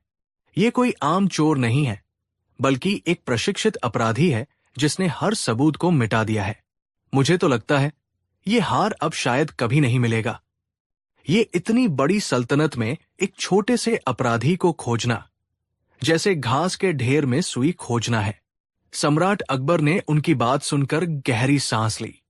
क्या आप ये कहना चाहते हैं कि हमारी न्याय व्यवस्था इतनी लाचार है कि एक साधारण चोर को नहीं पकड़ सकती? ये स्वीकार्य नहीं है। सेठ धनपत राय का विश्वास हमारे लिए सर्वोपरि है। दरबार में चुप्पी छा गई। तब सम्राट अकबर की नजर बीरबल पर पड़ी, जो हमेशा की तरह शांत और चिंतनशील मुद्रा में बैठे थे। बीरबल, अकबर ने कहा, इस मामले में आपकी क्या राय है? क्या आपको लगता है कि हम सच में इतने बेबस हैं? बीरबल ने अपनी मुस्कान के साथ सम्राट की ओर देखा। जहांपनाह, बेबसी जैसा कोई शब्द आपके शासन में नहीं है। हर समस्या का समाधान होता है, बस उसे सही दृष्टिकोण से देखने की आवश्यकता है। मुझे विश्वास है कि चोर चाहे कितना भी शातिर क्यों न हो, वो अपने पीछे कोई न कोई निशानी छोड़ जाता है। हमें बस उस निशानी को पढ़ना आना चाहिए। कोतवाल रणधीर सिंह और मनसबदार जोरावर सिंह ने बीरबल की बात पर आपस में नजरें मिलाईं। जोरावर सिंह के चेहरे पर हल्की सी उपहास भरी मुस्कान थी। उन्हें बीरबल की ये बात थोड़ी अतिशयोक्ति लगी, क्योंकि उन्होंने स्वयं इस मामले में अपनी सारी शक्ति लगा दी थी। अकबर ने राहत की सांस ली। बहुत खूब बीरबल, मुझे आपसे यही उम्मीद थी। मैं ये मामला आपको सौंपता हूं। आप अपनी पूरी बुद्धिमत्ता और अनुभव का उपयोग करें और चोर को जल्द से जल्द पकड़कर सेठ धनपत राय का हार वापस दिलवाएं। बीरबल ने सम्राट को आश्वस्त किया और अगले ही पल अपनी जांच शुरू करने के लिए निकल पड़े। बीरबल सबसे पहले सेठ धनपत राय के महल पहुंचे। उन्होंने महल के हर कोने का बहुत बारीकी से निरीक्षण किया, लेकिन केवल बाहरी रूप से नहीं, बल्कि एक मनोवैज्ञानिक की तरह। उन्होंने घटनास्थल को घंटों देखा, चोरी की रात की घटनाओं की एक एक जानकारी ली। महल के हर कमरे, हर गलियारे में घूमते हुए बीरबल ने उत्सव के दौरान की पूरी स्थिति को अपने दिमाग में दोबारा रचा। उन्होंने सेठ और सेठानी से विस्तार से पूछताछ की, न केवल हार के बारे में, बल्कि उत्सव में कौन कौन शामिल था, किसकी किससे क्या बातचीत हुई और उत्सव के दौरान कौन कहा था। उनकी पूछताछ का तरीका अनूठा था। वो सीधे सवाल नहीं पूछते थे, बल्कि कहानियों और उदाहरणों के माध्यम से लोगों को बोलने के लिए प्रेरित करते थे। नौकरों चाकरों से भी पूछताछ हुई। बीरबल ने देखा कि कुछ नौकर सहमे हुए थे, कुछ अपनी वफादारी का प्रदर्शन कर रहे थे, तो कुछ ऐसे थे जो बहुत अधिक बोलने की कोशिश कर रहे थे ताकि अपनी बेगुनाही साबित कर सकें। बीरबल ने सबकी हर अदावत, हर इशारे और हर शब्द को अपने दिमाग में कैद कर लिया। कोतवाल रणधीर सिंह, जो पहले से ही वहां मौजूद थे, बीरबल को देखकर हैरान थे। बीरबल साहब, आप किस तरह की जांच कर रहे हैं? मैंने तो हर दीवार, हर पर्दे की तलाशी ले ली है, मुझे तो कोई सबूत नहीं मिला। बीरबल मुस्कुराए। कोतवाल साहब, सबूत हमेशा दीवारों पर नहीं मिलते, कभी कभी वे दीवारों के पीछे छिपी नीयत में भी मिलते हैं। अपराधी कितना भी शातिर क्यों न हो, अपराध करने के बाद उसके मन में एक बेचैनी होती है, एक डर होता है, और यही डर उसे कहीं न कहीं कोई गलती करवा देता है। मनसबदार जोरावर सिंह भी वही थे। वो बीरबल की बातों पर थोड़ा खींच रहे थे। बीरबल जी, ये कोई कवि दरबार नहीं है जहां आप मुहावरे और पहेलियां बोले। हमें ठोस सबूत चाहिए, चोर चाहिए और हारा हुआ हार चाहिए। बीरबल ने जोरावर सिंह की ओर देखा। उनकी आंखों में एक अजीब सी चमक थी। चिंता न करें मनसबदार साहब, ठोस सबूत भी मिलेंगे और चोर भी मिलेगा। बस हमें थोड़ा धैर्य रखना होगा। बीरबल की जांच के दौरान उन्होंने एक अजीब बात महसूस की। उत्सव में शामिल सभी लोगों के चेहरे पर दुख और चिंता साफ दिख रही थी। सेठ के प्रति सहानुभूति भी थी, लेकिन मनसबदार जोरावर सिंह, जो शुरू से ही इस मामले में अकबर को अपनी मदद का आश्वासन दे रहे थे, उनकी आंखों में एक अजीब सी चमक थी। कभी कभी वो बहुत ज्यादा आत्मविश्वास दिखा रहे थे, कभी कभी दूसरों के बयानों को काटने की कोशिश कर रहे थे, और कभी कभी हार के वापस न मिलने की बात पर जोर दे रहे थे। उनका व्यवहार दूसरों से थोड़ा अलग था। वो इस मामले को लेकर बहुत ज्यादा जानते हुए या बहुत ज्यादा अनभिज्ञता का ढोंग करते हुए लग रहे थे। बीरबल को उनके इस अति आत्मविश्वास में कुछ खटका। बीरबल ने जोरावर सिंह के अतीत के बारे में भी कुछ जानकारी जुटाई। जोरावर सिंह एक बहुत ही महत्वाकांक्षी व्यक्ति थे और उनकी शान शौकत और ऐशो आराम की आदतें अक्सर उनकी आय से अधिक थी। बीरबल ने अनुमान लगाया कि शायद यही कारण है कि जोरावर सिंह ने इतनी बड़ी चोरी को अंजाम दिया होगा, ताकि वे अपनी बढ़ती जरूरतों को पूरा कर सकें और अपनी प्रतिष्ठा को भी बनाए रख सकें। कई दिनों तक बीरबल ने गहन चिंतन किया। उन्होंने चोर की मानसिकता को समझने की कोशिश की। ऐसा चोर जो इतना शातिर हो कि कोई सबूत न छोड़े, वो निश्चित रूप से किसी आम वर्ग का नहीं हो सकता। वो कोई ऐसा व्यक्ति होगा जिसकी पहुंच सेठ के महल तक आसानी से हो और जिस पर कोई शक न करे। और यही बात जोरावर सिन्हा पर बिल्कुल फिट बैठती थी। वो शाही दरबार के एक प्रतिष्ठित मनसबदार थे। उन्हें उत्सव में आमंत्रित किया जाना स्वाभाविक था और उनकी पहुंच भी महल के हर कोने तक हो सकती थी। बीरबल को अब लगभग यकीन हो चुका था कि जोरावर सिंह ही चोर है, लेकिन उनके पास कोई सीधा सबूत नहीं था। अगर वो सीधे जोरावर सिन्हा पर आरोप लगाते तो शाही दरबार में बड़ा हंगामा हो सकता था, और अगर आरोप गलत निकला तो बीरबल की साख भी दांव पर लग जाती। उन्हें एक ऐसी योजना बनानी थी जिससे चोर स्वयं अपनी गलती कबूल कर ले या ऐसी स्थिति पैदा हो जाए जहां उसका झूठ पकड़ा जाए। बीरबल सम्राट अकबर के पास पहुंचे। जहां पनाह, मुझे चोर का पता चल गया है। अकबर की आंखों में चमक आ गई। वास्तव में बीरबल, ये तो बहुत अच्छी खबर है। कौन है वो गुस्ताख जिसने हमारे शासन को चुनौती दी? जहां पनाह, उसका नाम बताने से पहले मुझे एक छोटी सी नाटकीय योजना बनाने की अनुमति दे। उस योजना से न केवल चोर पकड़ा जाएगा, बल्कि उसकी पहचान भी सबके सामने हो जाएगी और कोई उंगली भी नहीं उठा पाएगा। अकबर, जो बीरबल की चतुराई को अच्छी तरह जानते थे, तुरंत मान गए। जैसी आपकी इच्छा बीरबल, मैं आपके हर फैसले का समर्थन करता हूं। अगले दिन पूरे दरबार को सूचित किया गया कि बीरबल ने चोर को पकड़ने के लिए एक अनोखी विधि तैयार की है। दरबार में तनाव और उत्सुकता का मिलाजुला माहौल था। सेठ धनपत राय भी वहां मौजूद थे। उनकी आंखों में आशा की एक नई किरण थी। कोतवाल रणधीर सिंह और मनसबदार जोरावर सिंह भी उपस्थित थे। जोरावर सिंह के चेहरे पर एक अजीब सी गंभीरता थी, जैसे वो जानना चाहते हों कि बीरबल क्या करने वाले हैं। बीरबल ने दरबार के बीचों बीच एक छोटा सा मंच तैयार करवाया।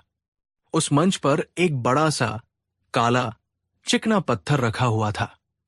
यह पत्थर एक प्राचीन मंदिर से लाया गया बताया गया था और इसके बारे में कई रहस्यमय कहानियां प्रचलित थी। बीरबल ने गंभीर स्वर में कहा, जहां पनाह, मैंने कई दिनों के कठिन तप और चिंतन के बाद एक ऐसी विधि खोजी है जिससे चोर स्वयं बेनकाब हो जाएगा। ये काला पत्थर, जिसे न्याय का पाषाण कहा जाता है, दिव्य शक्तियों से संपन्न है। ऐसी मान्यता है कि यदि कोई निर्दोष व्यक्ति इसे छुएगा तो उसकी हथेली पर हल्का सा प्रकाश उत्पन्न होगा, लेकिन यदि कोई चोर या अपराधी इसे छुएगा तो उसकी हथेली पर एक अदृश्य काला दाग उभर आएगा जो उसकी अंतरात्मा के पाप को उजागर करेगा। बीरबल की बात सुनकर दरबार में फुसफुसाहट शुरू हो गई। कुछ दरबारी इस पर विश्वास कर रहे थे तो कुछ इसे बीरबल का कोई नया दाव मान रहे थे। जोरावर सिंह के चेहरे पर एक पल के लिए चिंता की एक हल्की लकीर उभरी, लेकिन उन्होंने तुरंत उसे छुपाकर एक उपहास भरी मुस्कान ओढ़ ली। बीरबल ने आगे कहा, इस प्रक्रिया में गोपनीयता और पवित्रता बनाए रखने के लिए मैं चाहूंगा कि सभी प्रमुख व्यक्तियों यानी सम्राट से लेकर कोतवाल साहब, मनसबदार साहब, सेठ धनपत राय और इस मामले से जुड़े हर व्यक्ति को एक एक करके इस पत्थर को छूना होगा। ये सब अंधेरे में होगा ताकि कोई किसी दूसरे की हथेली पर प्रकाश या दाग न देख पाए। ये एक व्यक्तिगत अनुभव होगा। सम्राट अकबर ने सहमति व्यक्त की। ये एक अद्वितीय विचार है बीरबल, हम सब इसमें भाग लेंगे। बीरबल ने अपनी योजना के अनुसार दरबार के एक हिस्से को पूरी तरह से काला पर्दा डालकर अंधेरा कर दिया। उन्होंने बताया कि इस अंधेरे में सभी को एक एक करके पत्थर को छूना होगा और फिर चुपचाप अपनी जगह पर वापस आ जाना होगा। बीरबल ने सबसे पहले अकबर को बुलाया, फिर सेठ धनपत राय को, और इसी क्रम में एक एक करके सभी दरबारी, नौकर चाकर और अंत में कोतवाल रणधीर सिंह और मनसबदार जोरावर सिंह को। हर कोई अंधेरे में गया, पत्थर को छुआ और वापस आ गया। सभी के वापस आने के बाद बीरबल ने आदेश दिया कि रोशनी कर दी जाए। पूरा दरबार फिर से प्रकाशित हो गया। सभी उत्सुकता से एक दूसरे की हथेलियों की ओर देख रहे थे, लेकिन कोई कुछ कह नहीं पा रहा था। बीरबल ने फिर से बोलना शुरू किया, जहांपना और प्रिय दरबारियों, आप सब ने न्याय के पाषाण को छुआ है। अब मैं आप सबको एक एक करके अपनी हथेलियां दिखाने के लिए कहूंगा। हमें देखना होगा कि चोर की हथेली पर कौन सा निशान उभरा है। बीरबल ने सबसे पहले सम्राट अकबर को अपनी हथेली दिखाने के लिए कहा। अकबर ने अपनी हथेली आगे बढ़ाई। उनकी हथेली बिल्कुल साफ थी, जिस पर किसी प्रकार का कोई दाग नहीं था। बीरबल मुस्कुराए। फिर उन्होंने सेठ धनपत राय से अपनी हथेली दिखाने को कहा। उनकी हथेली भी साफ थी। इसी तरह सभी दरबारियों और नौकर चाकरों की हथेलियां एक एक करके देखी गई। सबकी हथेलियां बिल्कुल साफ थी, किसी पर कोई काला दाग नहीं था। अंतिम बारी कोतवाल रणधीर सिंह और मनसबदार जोरावर सिंह की थी। कोतवाल रणधीर सिंह ने अपनी हथेली आगे बढ़ाई, वो भी साफ थी। अब केवल मनसबदार जोरावर सिंह बचे थे। दरबार में सन्नाटा छा गया था। सबकी निगाहें जोरावर सिंह पर थी। जोरावर सिंह के चेहरे पर बेचैनी साफ झलक रही थी, लेकिन वो उसे छुपाने की पूरी कोशिश कर रहे थे। मनसबदार जोरावर सिंह, बीरबल ने शांत लेकिन दृढ़ स्वर में कहा, अब आपकी बारी है, कृपा करके अपनी हथेली दिखाएं। जोरावर सिंह ने धीरे धीरे हिचकिचाते हुए अपनी हथेली आगे बढ़ाई। उनकी हथेली पर कोई काला दाग नहीं था, बल्कि उनकी हथेली पूरी तरह से साफ और चमचमाती थी। इतनी साफ कि उस पर किसी भी तरह का धूल या निशान भी नहीं था, जबकि बाकी सबकी हथेलियों पर हल्की सी गर्द या पसीना लगा हुआ था। दरबार में एक बार फिर फुसफुसाहट शुरू हो गई। लोग हैरान थे। अगर चोर की हथेली पर काला दाग आना था, तो जोरावर सिंह की हथेली इतनी साफ क्यों थी? क्या इसका मतलब यह था कि वो चोर नहीं थे? तब बीरबल ने अपनी प्रसिद्ध मुस्कान बिखेरी। देखा आप सब ने, चोर स्वयं बेनकाब हो गया। जोरावर सिंह ही वो चोर है जिन्होंने सेठ धनपत राय का नवरत्न हार चुराया है। इस बात पर जोरावर सिंह का चेहरा गुस्से से लाल हो गया। वो गरज पड़े, बीरबल, ये क्या बकवास है? क्या तुम मेरे ऊपर, अकबर के एक विश्वसनीय मनसबदार के ऊपर चोरी का आरोप लगा रहे हो? मेरी हथेली देखो, ये बिल्कुल साफ है। तुम खुद कह रहे थे कि चोर की हथेली पर काला दाग आएगा। मेरी हथेली पर तो कोई दाग नहीं है। तुम झूठे हो, मक्कार हो। तुम मुझे नीचा दिखाने की कोशिश कर रहे हो। ये दरबार एक प्रतिष्ठित मनसबदार पर ऐसे निराधार आरोप कैसे सहन कर सकता है? जोरावर सिंह ने अपनी आवाज इतनी ऊंची कर ली थी कि पूरे दरबार में खलबली मच गई। उन्होंने बीरबल को, कोतवाल को, यहां तक कि स्वयं अकबर को भी आड़े हाथों लिया। ये कहते हुए कि ये न्याय नहीं बल्कि एक साजिश है। उनका गुस्सा, उनकी बौखलाहट और उनकी जोरदार आवाज से पूरा दरबार हिल गया। उनका ये व्यवहार ठीक वैसा ही था जैसा बीरबल ने अनुमान लगाया था। उल्टा चोर कोतवाल को डांटे। एक चोर जिसे बेनकाब किया गया था, वो अपने ही आरोप लगाने वाले को और पूरी न्याय व्यवस्था को कटघरे में खड़ा कर रहा था। सम्राट अकबर, जो इस पूरे घटनाक्रम को धैर्यपूर्वक देख रहे थे, जोरावर सिंह की प्रतिक्रिया से स्तब्ध रह गए। बीरबल ने जोरावर सिंह को शांत करने का प्रयास नहीं किया, बल्कि उन्हें बोलने दिया। जब जोरावर सिंह का गुस्सा कुछ शांत हुआ, तो बीरबल ने मुस्कुराते हुए कहा, शांत हो जाइए मनसबदार साहब। आपकी हथेली का साफ होना ही आपका अपराध है। जिस पत्थर को मैंने न्याय का पाषाण बताया था, वो वास्तव में एक साधारण काला पत्थर था। मैंने उस पर बारीक कालिख, सूट या कोयले का पाउडर लगा दिया था। मैंने ये भविष्यवाणी जानबूझकर की थी कि चोर की हथेली पर काला दाग आएगा। बीरबल ने आगे समझाया, सभी निर्दोष लोगों ने, जिन्हें मेरी बातों पर विश्वास था और जिनकी अंतरात्मा साफ थी, उन्होंने पत्थर को निडर होकर छुआ, इसलिए उनकी हथेलियों पर कालिख लग गई। लेकिन आप, मनसबदार जोरावर सिंह, क्योंकि आप चोर थे, आप अपनी हथेली पर काला दाग आने से डर गए। आपने सोचा कि अगर दाग आ गया तो आप पकड़े जाएंगे, इसलिए आपने पत्थर को छूने से पूरी तरह परहेज किया, या उसे इतनी हल्की सी उंगलियों से छुआ कि आपकी हथेली पर कालिख का एक कण भी न लगा। बीरबल ने अपनी बात पूरी करते हुए कहा, यही कारण है कि आपकी हथेली इतनी साफ और चमचमाती है, जबकि बाकी सभी की हथेलियों पर कालिख के हल्के निशान हैं। आपका यही डर, आपकी यही चालाकी और आपकी यही अतिस्फाई ही आपका सबसे बड़ा सबूत है। आपने अपनी बेगुनाही साबित करने के चक्कर में स्वयं को अपराधी साबित कर दिया। दरबार में पिन ड्रॉप साइलेंस था। हर कोई बीरबल की बुद्धिमत्ता और जोरावर सिंह की मूर्खता पर हैरान था। जोरावर सिंह का चेहरा अब क्रोध से नहीं, बल्कि शर्म और भय से सफेद पड़ गया था। उनके पास कोई जवाब नहीं था। उनकी आंखें नीचे झुक गई। सम्राट अकबर अपनी सीट से उठे। उन्होंने क्रोधित स्वर में कहा, जोरावर सिंह, मैंने तुम पर भरोसा किया, तुम्हें एक महत्वपूर्ण जिम्मेदारी दी, और तुमने मेरे साम्राज्य के एक प्रतिष्ठित नागरिक को लूटा और फिर मुझे ही गुमराह करने की कोशिश की।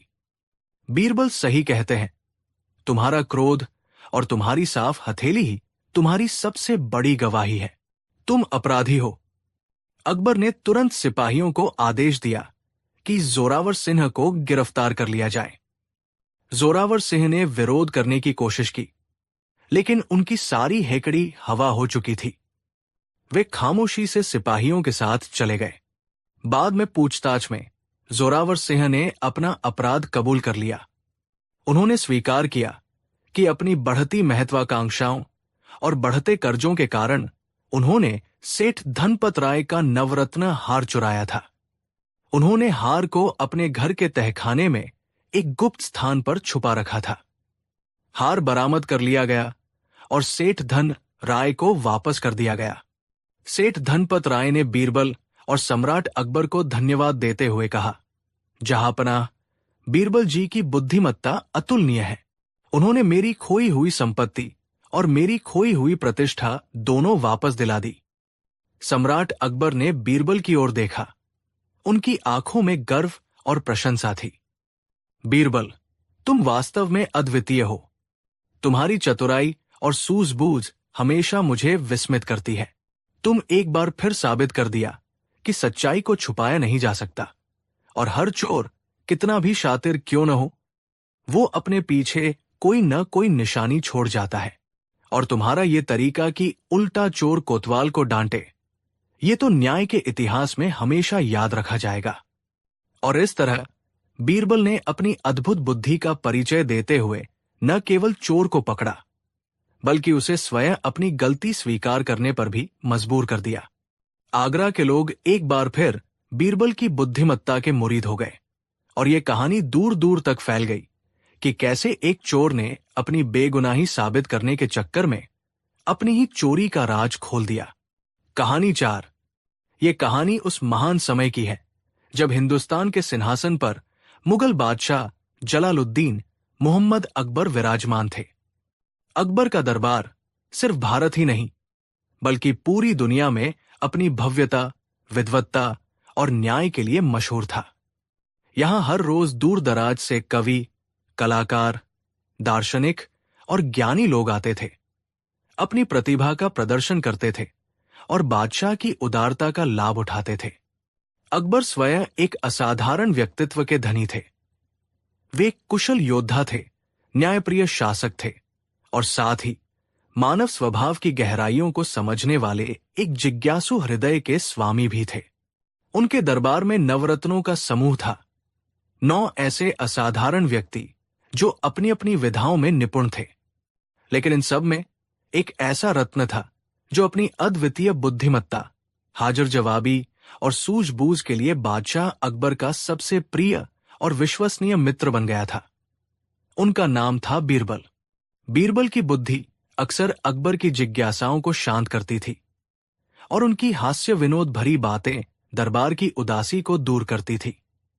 हालांकि बीरबल की ये लोकप्रियता और बादशाह के साथ उनका विशेष रिश्ता कई अन्य दरबारियों को रास नहीं आता था। मौलाना हाफिज, जो खुद को बहुत ज्ञानी समझते थे, और राजा मान सिंह, जो अपनी शक्ति और रुतबे का बहुत घमंड करते थे, अक्सर बीरबल को नीचा दिखाने की ताक में रहते थे। उन्हें लगता था कि बीरबल सिर्फ अपनी मीठी बातों और चुटकुलों से बादशाह को प्रभावित करते हैं, जबकि असली ज्ञान और शक्ति तो उन्हीं के पास है। एक दिन दिल्ली का शाही दरबार हमेशा की तरह अपने पूरे वैभव के साथ सजा हुआ था। रेशमी पर्दे हवा में झूल रहे थे, कीमती कालीनों पर नक्काशीदार मेजें सजी थी और सोने चांदी के बर्तनों में मीठे फल और शरबत परोसे जा रहे थे। बादशाह अकबर अपने भव्य सिंहासन पर बैठे थे, लेकिन उनके मुख पर आज कुछ उदासी और विचारों की गहराई साफ झलक रही थी। सुबह से कई याचिकाएं निपटाई जा चुकी थी। कई दरबारी अपनी अपनी उपलब्धियों का बखान कर चुके थे, लेकिन अकबर का मन आज भी अशांत था। उन्हें कुछ ऐसा चाहिए था जो उनके मस्तिष्क को चुनौती दे सके, उनकी एकाग्रता को परख सके या कम से कम उनकी ऊब को दूर कर सके। अकबर ने एक लंबी सांस ली और अपनी गहरी, प्रभावशाली आवाज में बोले, दरबारियों, आज मेरा मन एक ऐसे कार्य को देखने की इच्छा रखता है जिसे कोई आज तक न कर पाया हो, न भविष्य में कोई कर पाएगा और न ही स्वयं वो व्यक्ति उसे दोबारा कर पाएगा। दरबार में अचानक सन्नाटा छा गया। दरबारी एक दूसरे की ओर देखने लगे। ये कैसा प्रश्न था? ऐसा कौन सा काम हो सकता है? मौलाना हाफिज अपनी दाढ़ी खुजाते हुए आगे आए। हुजूर, आपकी आज्ञा हमारी सर आंखों पर, लेकिन ये प्रश्न कुछ जटिल प्रतीत होता है। ऐसा कौन सा काम हो सकता है जो एक बार करने के बाद दोबारा न किया जा सके और न ही किसी और द्वारा?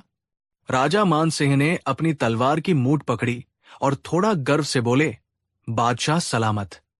शायद आप किसी ऐसी कला की बात कर रहे हैं जो इतनी अनोखी हो कि उसे दोहराया न जा सके, या कोई ऐसा युद्ध कौशल जो एक बार में शत्रु को हमेशा के लिए परास्त कर दे। अकबर ने उनकी ओर देखा। उनके चेहरे पर एक हल्की सी मुस्कान थी। नहीं मान सिंह, मैं किसी युद्ध कौशल या कला की बात नहीं कर रहा। मैं एक ऐसे काम की बात कर रहा हूं जो अपनी प्रकृति में ही अद्वितीय, अप्रत्याशित और अपरिवर्तनीय हो, जो एक बार हो जाए तो फिर कभी नहीं, और जो करे वो भी दोबारा न कर पाए, और न ही कोई और। दरबारियों के माथे पर चिंता की लकीरें उभर आई। ये तो एक पहेली थी, लेकिन ऐसी पहेली जिसका कोई सिरा ही नहीं दिख रहा था। ऐसा क्या हो सकता है? यदि कोई काम एक बार कर लिया तो उसे दोबारा क्यों नहीं किया जा सकता, और यदि कोई कर सकता है तो दूसरा क्यों नहीं? अकबर ने एक बार फिर चारों ओर देखा। उनकी नजरें बीरबल पर टिकी, जो हमेशा की तरह शांत और गंभीर मुद्रा में बैठे थे। उनके चेहरे पर न कोई घबराहट थी, न कोई बेचैनी। बीरबल, अकबर ने कहा, तुम क्या कहते हो? क्या तुम इस असंभव काम को कर सकते हो? सभी दरबारियों की निगाहें बीरबल पर जम गई। मौलाना हाफिज और राजा मान सिन्हा के चेहरे पर एक कुटिल मुस्कान थी। उन्हें लगा, आज तो बीरबल फंस गए। इस प्रश्न का कोई उत्तर नहीं, कोई कार्य नहीं। ये तो बीरबल के पतन का दिन होगा। बीरबल ने अपनी सहज मुस्कान के साथ धीरे से सिर उठाया। उनकी आवाज हमेशा की तरह शांत और स्पष्ट थी। जी हुजूर, यदि ये आपकी इच्छा है तो मैं इस काम को करने का प्रयास अवश्य करूंगा। अकबर की आंखों में चमक आ गई। कितना समय चाहिए बीरबल? हुजूर, मुझे इस असंभव काम को समझने और उसे करने के लिए 3 दिन का समय चाहिए, बीरबल ने कहा। अकबर ने सिर हिलाया। ठीक है बीरबल, तुम्हें 3 दिन का समय दिया जाता है। यदि 3 दिन बाद तुम इस असंभव काम को नहीं कर पाए या मेरा प्रश्न तुम्हें निरर्थक लगा तो तुम्हें पद से हटा दिया जाएगा और शाही दरबार में तुम्हारी जगह कोई और लेगा। ये घोषणा सुनकर दरबारियों के चेहरे पर खुशी की लहर दौड़ गई। मौलाना हाफिज और राजा मान सिंह ने एक दूसरे को घमंड भरी नजर से देखा। उन्हें लगा, अब बीरबल का खेल खत्म। भला ऐसा कौन सा काम है जो ऐसा हो सकता है? यह तो तय है कि बीरबल हारने वाला है। अगले ही दिन बीरबल ने शाही पोशाक उतार दी। उन्होंने एक साधारण नागरिक का वेश धारण किया, अपना साफा बांधा और अपने भरोसेमंद सेवक के साथ दिल्ली की सड़कों पर निकल पड़े। दरबारियों ने सोचा कि बीरबल शायद किसी गुप्त जगह जाकर कोई तंत्र मंत्र करने वाले हैं या किसी जादूगर की तलाश में निकले हैं। वे उनकी खिल्ली उड़ा रहे थे। देखो, महामंत्री असंभव काम की तलाश में निकल पड़े हैं। अब वे हवा में तलवार चलाएंगे और कहेंगे कि ये हो गया। लेकिन बीरबल का तरीका बिल्कुल अलग था। वो किसी जादू या रहस्यमय काम की तलाश में नहीं निकले थे। वो लोगों को समझने, जीवन की बारीकियों को देखने और मानव व्यवहार के मनोविज्ञान को समझने निकले थे।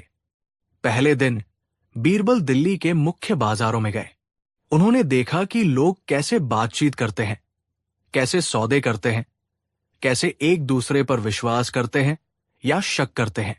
उन्होंने बच्चों को खेलते हुए देखा, उनकी मासूमियत और बेफिक्री को निहारा। एक जगह उन्होंने कुछ बुजुर्गों को एक पेड़ के नीचे बैठकर बातें करते देखा।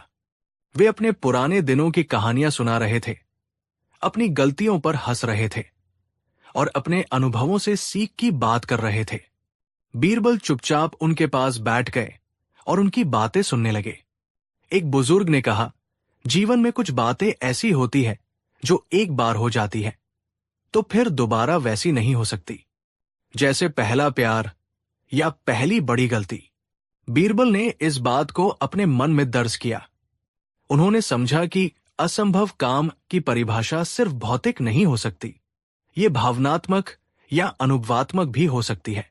दूसरे दिन बीरबल शहर के बाहरी इलाकों में गए। उन्होंने किसानों को खेत जोतते देखा, कारीगरों को अपने हाथों से कलाकृतियां बनाते देखा। उन्होंने एक कुम्हार को मिट्टी के बर्तन बनाते देखा। कुम्हार ने एक बर्तन बनाया, उसे सुखाया और फिर भट्ठी में पकाया। जब वो बर्तन बनकर तैयार हुआ तो बीरबल ने कुम्हार से पूछा, क्या आप ऐसा ही बर्तन दोबारा बना सकते हैं? कुम्हार ने कहा, हां साहब, बिल्कुल बना सकता हूं। लगभग ऐसा ही, लेकिन हर बर्तन में थोड़ी भिन्नता तो होती ही है। बीरबल ने समझा कि भौतिक वस्तुएं दोहराई जा सकती है, भले ही उनमें थोड़ी भिन्नता हो। तो बादशाह का असंभव काम शायद किसी भौतिक वस्तु से संबंधित नहीं था। बीरबल ने कई दिनों तक इसी तरह शहर के कोने कोने का दौरा किया। वो मस्जिदों, मंदिरों, किलों की दीवारों और यहां तक कि यमुना नदी के किनारे भी गए। उन्होंने लोगों से उनके जीवन की सबसे अनोखी घटना के बारे में पूछा, ऐसी घटना जो उनके साथ सिर्फ एक बार हुई हो और कभी दोहराई न जा सके। किसी ने अपने बच्चे के जन्म की बात की, किसी ने किसी चमत्कारिक बचाव की बात की। इस दौरान दरबार में तनाव बढ़ता जा रहा था। मौलाना हाफिज और राजा मान सिंह हर दिन अकबर को बीरबल के खिलाफ भड़काते थे। हुजूर, बीरबल तो भाग गया है, उसे पता है कि ऐसा कोई काम नहीं, इसलिए वो छिप गया है, मौलाना हाफिज ने कहा। राजा मान सिंह ने अपनी बात जोड़ी, बेशक हुजूर, बीरबल अब अपनी अक्ल का घमंड नहीं दिखा पाएगा। वो तो इधर उधर भटक रहा होगा, कोई जादू टोना खोज रहा होगा। अकबर उनकी बातें सुनते, लेकिन उनके चेहरे पर कोई प्रतिक्रिया नहीं होती। उन्हें बीरबल पर पूरा भरोसा था। वो जानते थे कि बीरबल कभी भी उन्हें निराश नहीं करेगा, चाहे समस्या कितनी भी बड़ी क्यों न हो। लेकिन एक बादशाह होने के नाते उन्हें अपनी बात पर कायम रहना था। धीरे धीरे दूसरा दिन भी बीत गया। अब सिर्फ एक दिन बचा था। दरबार में उत्सुकता और तनाव अपने चरम पर था। सभी सोच रहे थे कि बीरबल कल क्या जवाब देंगे, क्या वह आएंगे भी। बीरबल ने अपने दिमाग में सब कुछ स्पष्ट कर लिया था। उन्होंने बादशाह के प्रश्न के हर पहलू पर विचार किया था। आज तक किसी ने न किया हो, न भविष्य में कोई कर पाएगा, और न ही तुम स्वयं कभी दोबारा कर पाओगे। यह प्रश्न किसी भौतिक कार्य के बारे में नहीं था, बल्कि ये एक क्षण या अनुभव के बारे में था जो अपनी प्रकृति में ही अद्वितीय हो। तीसरे दिन की सुबह सूरज अपनी पूरी रोशनी के साथ चमक रहा था। शाही दरबार में पैर रखने की भी जगह नहीं थी। सिर्फ दरबारी ही नहीं, बल्कि आम जनता भी ये देखने के लिए जमा थी कि आज क्या होने वाला है। सबकी निगाहें मुख्य द्वार पर टिकी थी। अफवाहें फैल रही थी कि बीरबल को पद से हटाया जाएगा और शाही दरबार में एक नया मंत्री आएगा। अकबर अपने सिंहासन पर विराजमान थे। उनके चेहरे पर गंभीरता थी, लेकिन उनकी आंखों में एक हल्की सी चमक थी, बीरबल के आने की उम्मीद की चमक। ठीक उसी समय एक शांत और आत्मविश्वासी मुद्रा में बीरबल ने दरबार में प्रवेश किया। वो अपनी शाही पोशाक में थे। उनके चेहरे पर वही सहज मुस्कान थी। उन्हें देखकर दरबार में एक फुसफुसाहट फैल गई। बीरबल सीधे अकबर के सामने आए और झुककर सम्मानपूर्वक बोले, जहांपना, मैं आपके असंभव काम को लेकर हाजिर हूं। अकबर ने अपनी आवाज में हल्की बेचैनी दबाते हुए पूछा, तो बताओ बीरबल, वो कौन सा काम है जो आज तक किसी ने न किया हो, न भविष्य में कोई कर पाएगा, और न ही तुम स्वयं कभी दोबारा कर पाओगे। बीरबल ने एक गहरी सांस ली। उनकी नजरें पहले दरबारियों पर ठहरी, फिर सीधे बादशाह अकबर की आंखों में। उनकी आवाज शांत, स्पष्ट और आत्मविश्वास से भरी थी। जहांपनाह, बीरबल ने कहा, यह काम कोई बहुत बड़ा या शोरशराबे वाला नहीं है।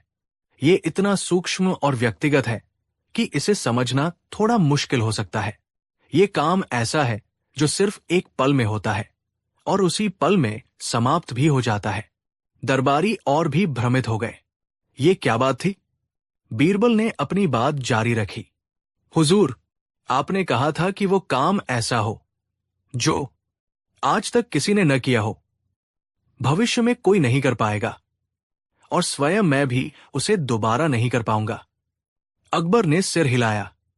हां बीरबल, बिल्कुल यही मेरी शर्त थी। बीरबल ने एक क्षण के लिए अपनी आंखें बंद की, फिर खोली। उन्होंने धीरे धीरे अपने दोनों हाथ ऊपर उठाए। दरबार में हर कोई अपनी सांस रोके हुए था। मौलाना हाफिज और राजा मान सिंह ने एक दूसरे को देखा। उनके चेहरे पर अब थोड़ी चिंता झलक रही थी। बीरबल ने फिर धीरे से अपने कदम आगे बढ़ाए, सीधे बादशाह अकबर के सिंहासन की ओर। दरबार में पूर्ण चुप्पी थी। केवल बीरबल के पैरों की हल्की आहट ही सुनाई दे रही थी। वो अकबर के बिल्कुल सामने आकर रुक गए।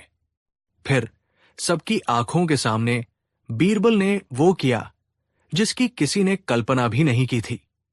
उन्होंने धीरे से अपना हाथ बढ़ाया और बादशाह अकबर के सिर पर रखे शाही मुकुट को उठाया। अकबर भी एक पल के लिए हक्का बक्का रह गए। उनके चेहरे पर आश्चर्य और हल्की नाराजगी के भाव थे। लेकिन बीरबल ने उन्हें एक पल के लिए भी नहीं रोका। बीरबल ने मुकुट को एक पल के लिए अपने हाथों में रखा, उसकी चमक और वजन को महसूस किया और फिर अत्यंत सम्मान के साथ उसे वापस बादशाह अकबर के सिर पर रख दिया। इस पूरी प्रक्रिया में शायद 3 से 4 सेकंड लगे होंगे। बीरबल ने मुकुट को वापस रखा और फिर एक कदम पीछे हटकर सम्मानपूर्वक बादशाह को देखा। अकबर ने धीरे धीरे अपनी आंखें खोली। उन्होंने बीरबल की ओर देखा। उनके चेहरे पर पहले तो थोड़ा गुस्सा था, फिर धीरे धीरे आश्चर्य और फिर एक गहरी समझ का भाव आया। उनके होठों पर एक हल्की मुस्कान फैलने लगी। बीरबल, अकबर ने अपनी आवाज में आश्चर्य और खुशी दबाते हुए कहा, तुमने क्या किया? बीरबल ने विनम्रतापूर्वक सिर झुकाया। जहांपनाह, मैंने वही किया जो आपने कहा था, एक असंभव काम। अकबर ने एक गहरी सांस ली। समझाओ बीरबल, मैं सुनना चाहता हूं। बीरबल ने आत्मविश्वास से कहा, हुजूर, आपने शर्त रखी थी कि ये काम आज तक किसी ने न किया हो। जहांपनाह, आज तक किसी भी दरबारी या साधारण व्यक्ति ने बिना आपकी आज्ञा के आपके सिर से आपका शाही मुकुट नहीं उठाया है। ये एक ऐसा कार्य है जिसमें न केवल अपार साहस चाहिए, बल्कि आप पर अटूट विश्वास भी चाहिए। किसी अन्य व्यक्ति ने अगर ऐसा करने की कोशिश भी की होती तो उसे तुरंत मृत्युदंड मिल जाता। इसलिए ये कार्य आज तक किसी ने नहीं किया था। भविष्य में कोई नहीं कर पाएगा। हुजूर, भविष्य में भी कोई व्यक्ति ये कार्य नहीं कर पाएगा, क्योंकि जो सम्मान और विश्वास आपने मुझे दिया है और जो अधिकार मैंने एक क्षण के लिए लिया, वो किसी और को नहीं मिलेगा। कोई दूसरा व्यक्ति ऐसा करने की जुर्रत नहीं कर पाएगा, और यदि करेगा तो उसका परिणाम बेहद गंभीर होगा। इसलिए भविष्य में भी ये काम कोई और नहीं कर पाएगा, और स्वयं मैं भी उसे दोबारा नहीं कर पाऊंगा। जहांपनाह, ये सबसे महत्वपूर्ण शर्त है। मैंने ये काम अभी अभी किया है। अब ये काम हो चुका है। इसका होना ही इसे अनोखा बनाता है। यदि मैं इसे दोबारा करता हूं तो वो पहली बार नहीं रहेगा। वो एक पुनरावृत्ति होगी, एक दोहराव होगा। असंभव काम की शर्त ही यही थी कि वो अपनी प्रकृति में अद्वितीय हो, एक ऐसा पहला अनुभव जो कभी दोहराया न जा सके। किसी के सिर से मुकुट उठाना एक बार का असाधारण कृत्य था, जो अब हो चुका था। मैं इसे दोबारा उसी अर्थ में नहीं कर सकता। बीरबल ने अपनी बात समाप्त की और सम्मानपूर्वक खड़े रहे। बादशाह अकबर ने धीरे धीरे मुस्कुराना शुरू किया। उनकी मुस्कान फैलती गई और फिर एक जोरदार ठहाका गूंजा। अकबर अपनी जगह से उठ खड़े हुए और जोर जोर से हंसने लगे। उनकी हंसी इतनी संक्रामक थी कि धीरे धीरे पूरा दरबार हंसने लगा। हालांकि कई दरबारी अभी भी अपनी हार पर शर्मिंदा थे। अकबर ने अपनी हंसी रोकी। उनकी आंखों में चमक थी और चेहरे पर अपार प्रसन्नता। उन्होंने बीरबल को गले लगाया और कहा, वाह बीरबल, वाह! तुमने एक बार फिर साबित कर दिया कि तुम्हारे जैसा बुद्धिमान और हाजिर जवाब व्यक्ति पूरी दुनिया में कोई नहीं है। तुमने मेरे असंभव काम को ऐसे संभव कर दिखाया जिसकी मैंने कभी कल्पना भी नहीं की थी। ये केवल एक कार्य नहीं था, बल्कि एक गहरा दार्शनिक विचार था, जिसे तुमने अपनी युक्ति से मूर्त रूप दिया। तुमने न केवल मेरा प्रश्न हल किया, बल्कि मुझे ये भी सिखाया कि असंभव अक्सर हमारी सोच की सीमाओं में होता है, न कि वास्तविकता में। अकबर ने अपनी शाही अंगूठी उतारी और बीरबल की उंगली में पहना दी। ये अंगूठी तुम्हारे अदम्य साहस और अद्वितीय बुद्धि का प्रतीक है। तुम सिर्फ एक मंत्री नहीं, बल्कि मेरे सबसे अच्छे मित्र और गुरु भी हो। तुम्हें मेरे दरबार में हमेशा यही सम्मान प्राप्त होगा। दरबारियों के चेहरे अब पूरी तरह लटक गए थे। मौलाना हाफिज और राजा मान सिंह शर्म से पानी पानी हो गए। बीरबल ने उन्हें एक बार फिर अपनी बुद्धि से मात दे दी थी। उन्हें एहसास हुआ कि बीरबल की बुद्धिमत्ता सिर्फ शब्दों में नहीं, बल्कि विचारों और कर्मों में भी थी। और वो किसी भी चुनौती का सामना करने में सक्षम थे। इस घटना के बाद बीरबल की ख्याति और भी बढ़ गई। बादशाह अकबर का ये असंभव प्रश्न हमेशा के लिए इतिहास में दर्ज हो गया और बीरबल का उत्तर उनकी अमर बुद्धिमत्ता का प्रतीक बन गया।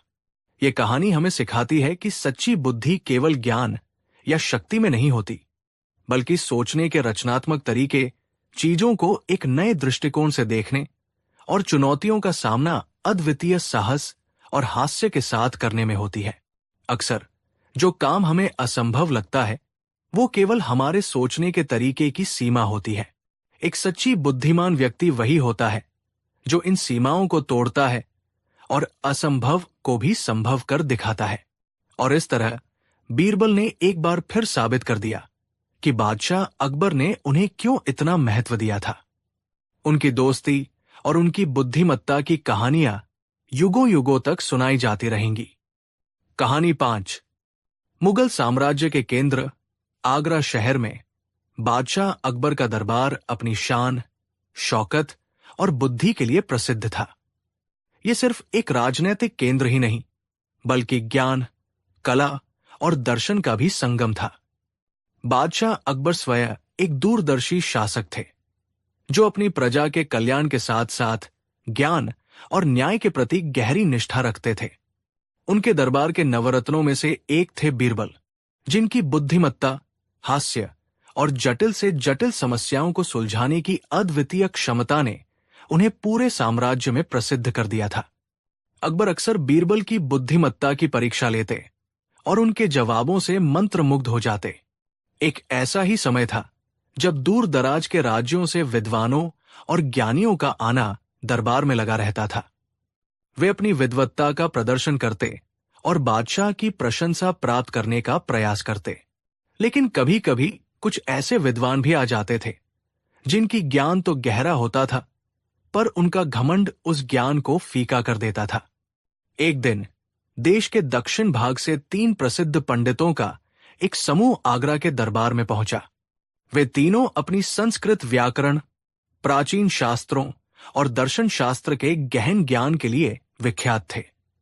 उनके नाम थे पंडित रुद्र प्रकाश, पंडित ज्ञानसागर और पंडित धर्मराज।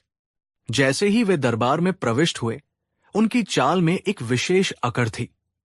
उनकी आंखों में एक अजीब सी चमक, मानो वे दुनिया के सारे ज्ञान के धनी हों। उन्होंने अपने मस्तक पर चंदन का लेप लगा रखा था और उनके गले में रुद्राक्ष की मालाएं झूल रही थी।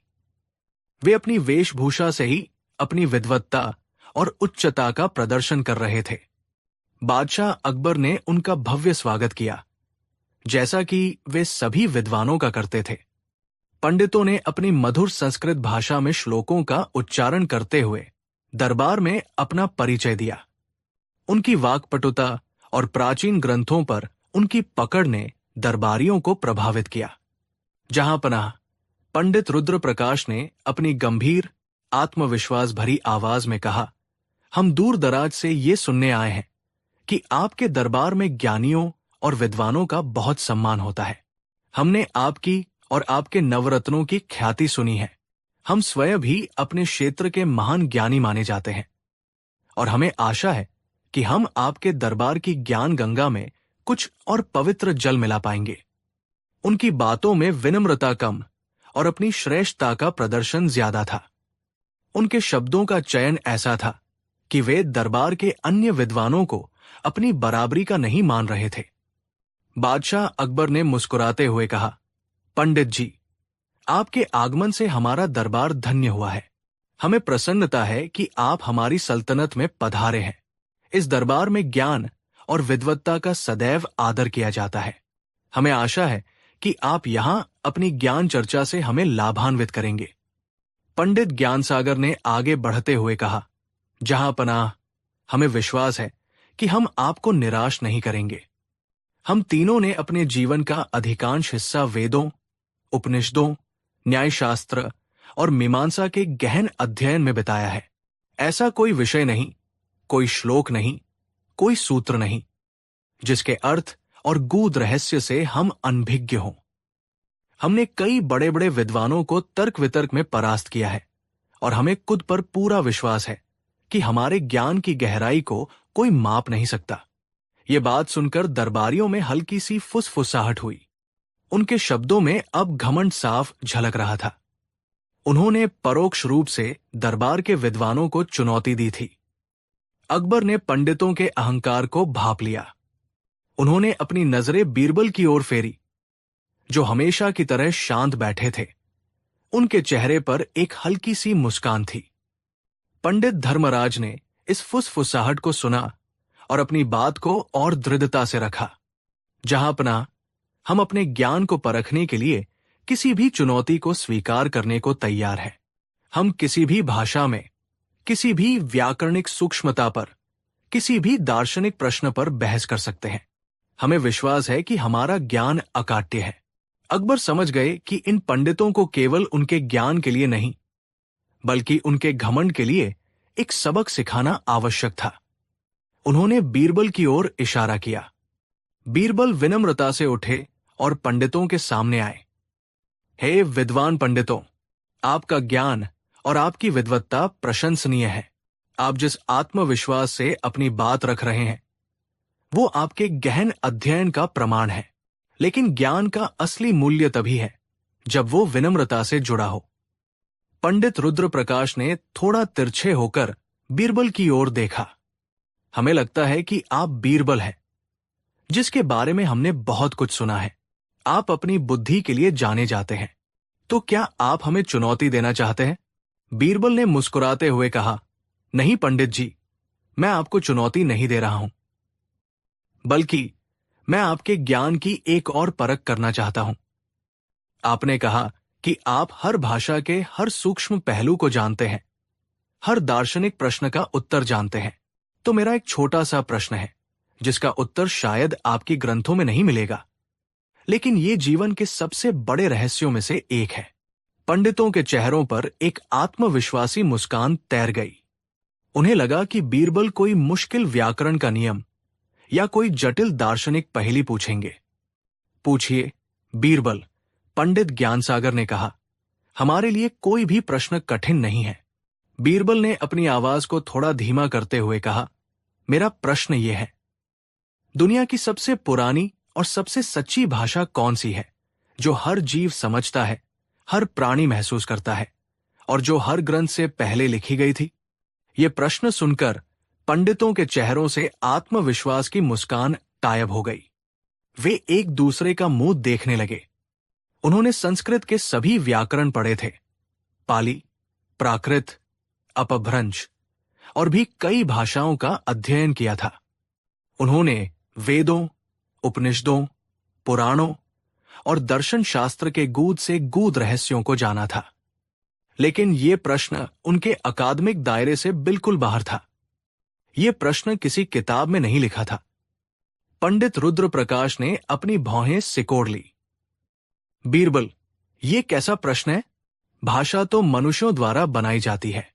पुरानी से पुरानी भाषा तो संस्कृत है, जिसे देव भाषा कहा जाता है। आप किस तरह की भाषा की बात कर रहे हैं?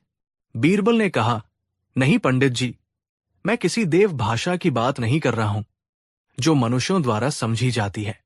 मैं उस भाषा की बात कर रहा हूं जो नवजात शिशु से लेकर गूंगे पशु तक हर कोई समझता है, और जो शब्दों से परे है।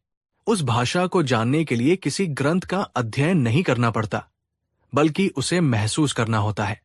पंडित धर्मराज ने सोचा कि बीरबल उन्हें किसी पहेली में उलझा रहे हैं। हमें एक दिन का समय दें, बीरबल। हम अपने ग्रंथों में इसका उत्तर ढूंढेंगे। शायद किसी अप्रचलित सूत्र में इसका उल्लेख हो। बीरबल ने मुस्कुराते हुए कहा, नहीं पंडित जी, आपको ग्रंथों में इसका उत्तर नहीं मिलेगा। इसके लिए आपको ग्रंथों से बाहर निकलना होगा और अपने आप को एक ऐसे वातावरण में रखना होगा जहां आप इस भाषा को सीधे अनुभव कर सकें। और इसी अनुभव के लिए जहांपनाह की अनुमति से मैं आपको एक चुनौती देता हूं।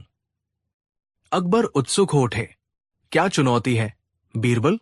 जहांपनाह, बीरबल ने कहा, मैं चाहता हूं कि ये तीनों पंडित अगले 7 दिनों तक शहर से दूर एक ऐसे गांव में रहें जहां न कोई ग्रंथ होगा, न कोई विद्वान। उन्हें वहां किसी साधारण कुटीर में रहना होगा, जहां वे केवल प्रकृति और साधारण लोगों के बीच अपना समय बिताएंगे। उन्हें अपने सारे ग्रंथ, अपनी सारी पोथियां, अपनी सारी किताबें यही दरबार में छोड़नी होंगी। उन्हें एक साधारण ग्रामीण की तरह रहना होगा, और उन 7 दिनों में उन्हें मेरी इस पहेली का उत्तर ढूंढना होगा। अगर वे 7 दिनों के बाद इसका उत्तर दे सके तो जहांपनाह उन्हें सम्मानित करेंगे, लेकिन अगर वे नहीं दे पाए तो उन्हें यह स्वीकार करना होगा कि उनका ज्ञान अभी अधूरा है और उन्हें विनम्रता सीखने की जरूरत है। पंडितों को यह चुनौती पसंद नहीं आई। वे अपने ग्रंथों के बिना एक पल भी नहीं रह सकते थे। उन्हें लगा कि बीरबल उनका अपमान कर रहे हैं। पंडित ज्ञानसागर ने आपत्ति जताई। ये कैसा न्याय है बीरबल?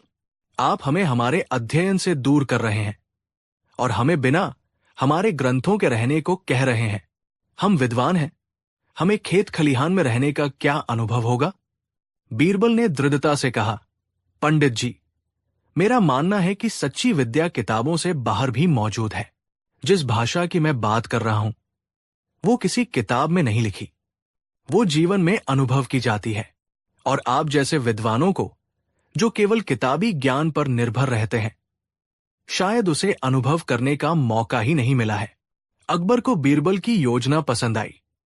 उन्होंने आदेश दिया कि बीरबल की चुनौती स्वीकार की जाए। पंडितों, बीरबल ने जो कहा है वही होगा।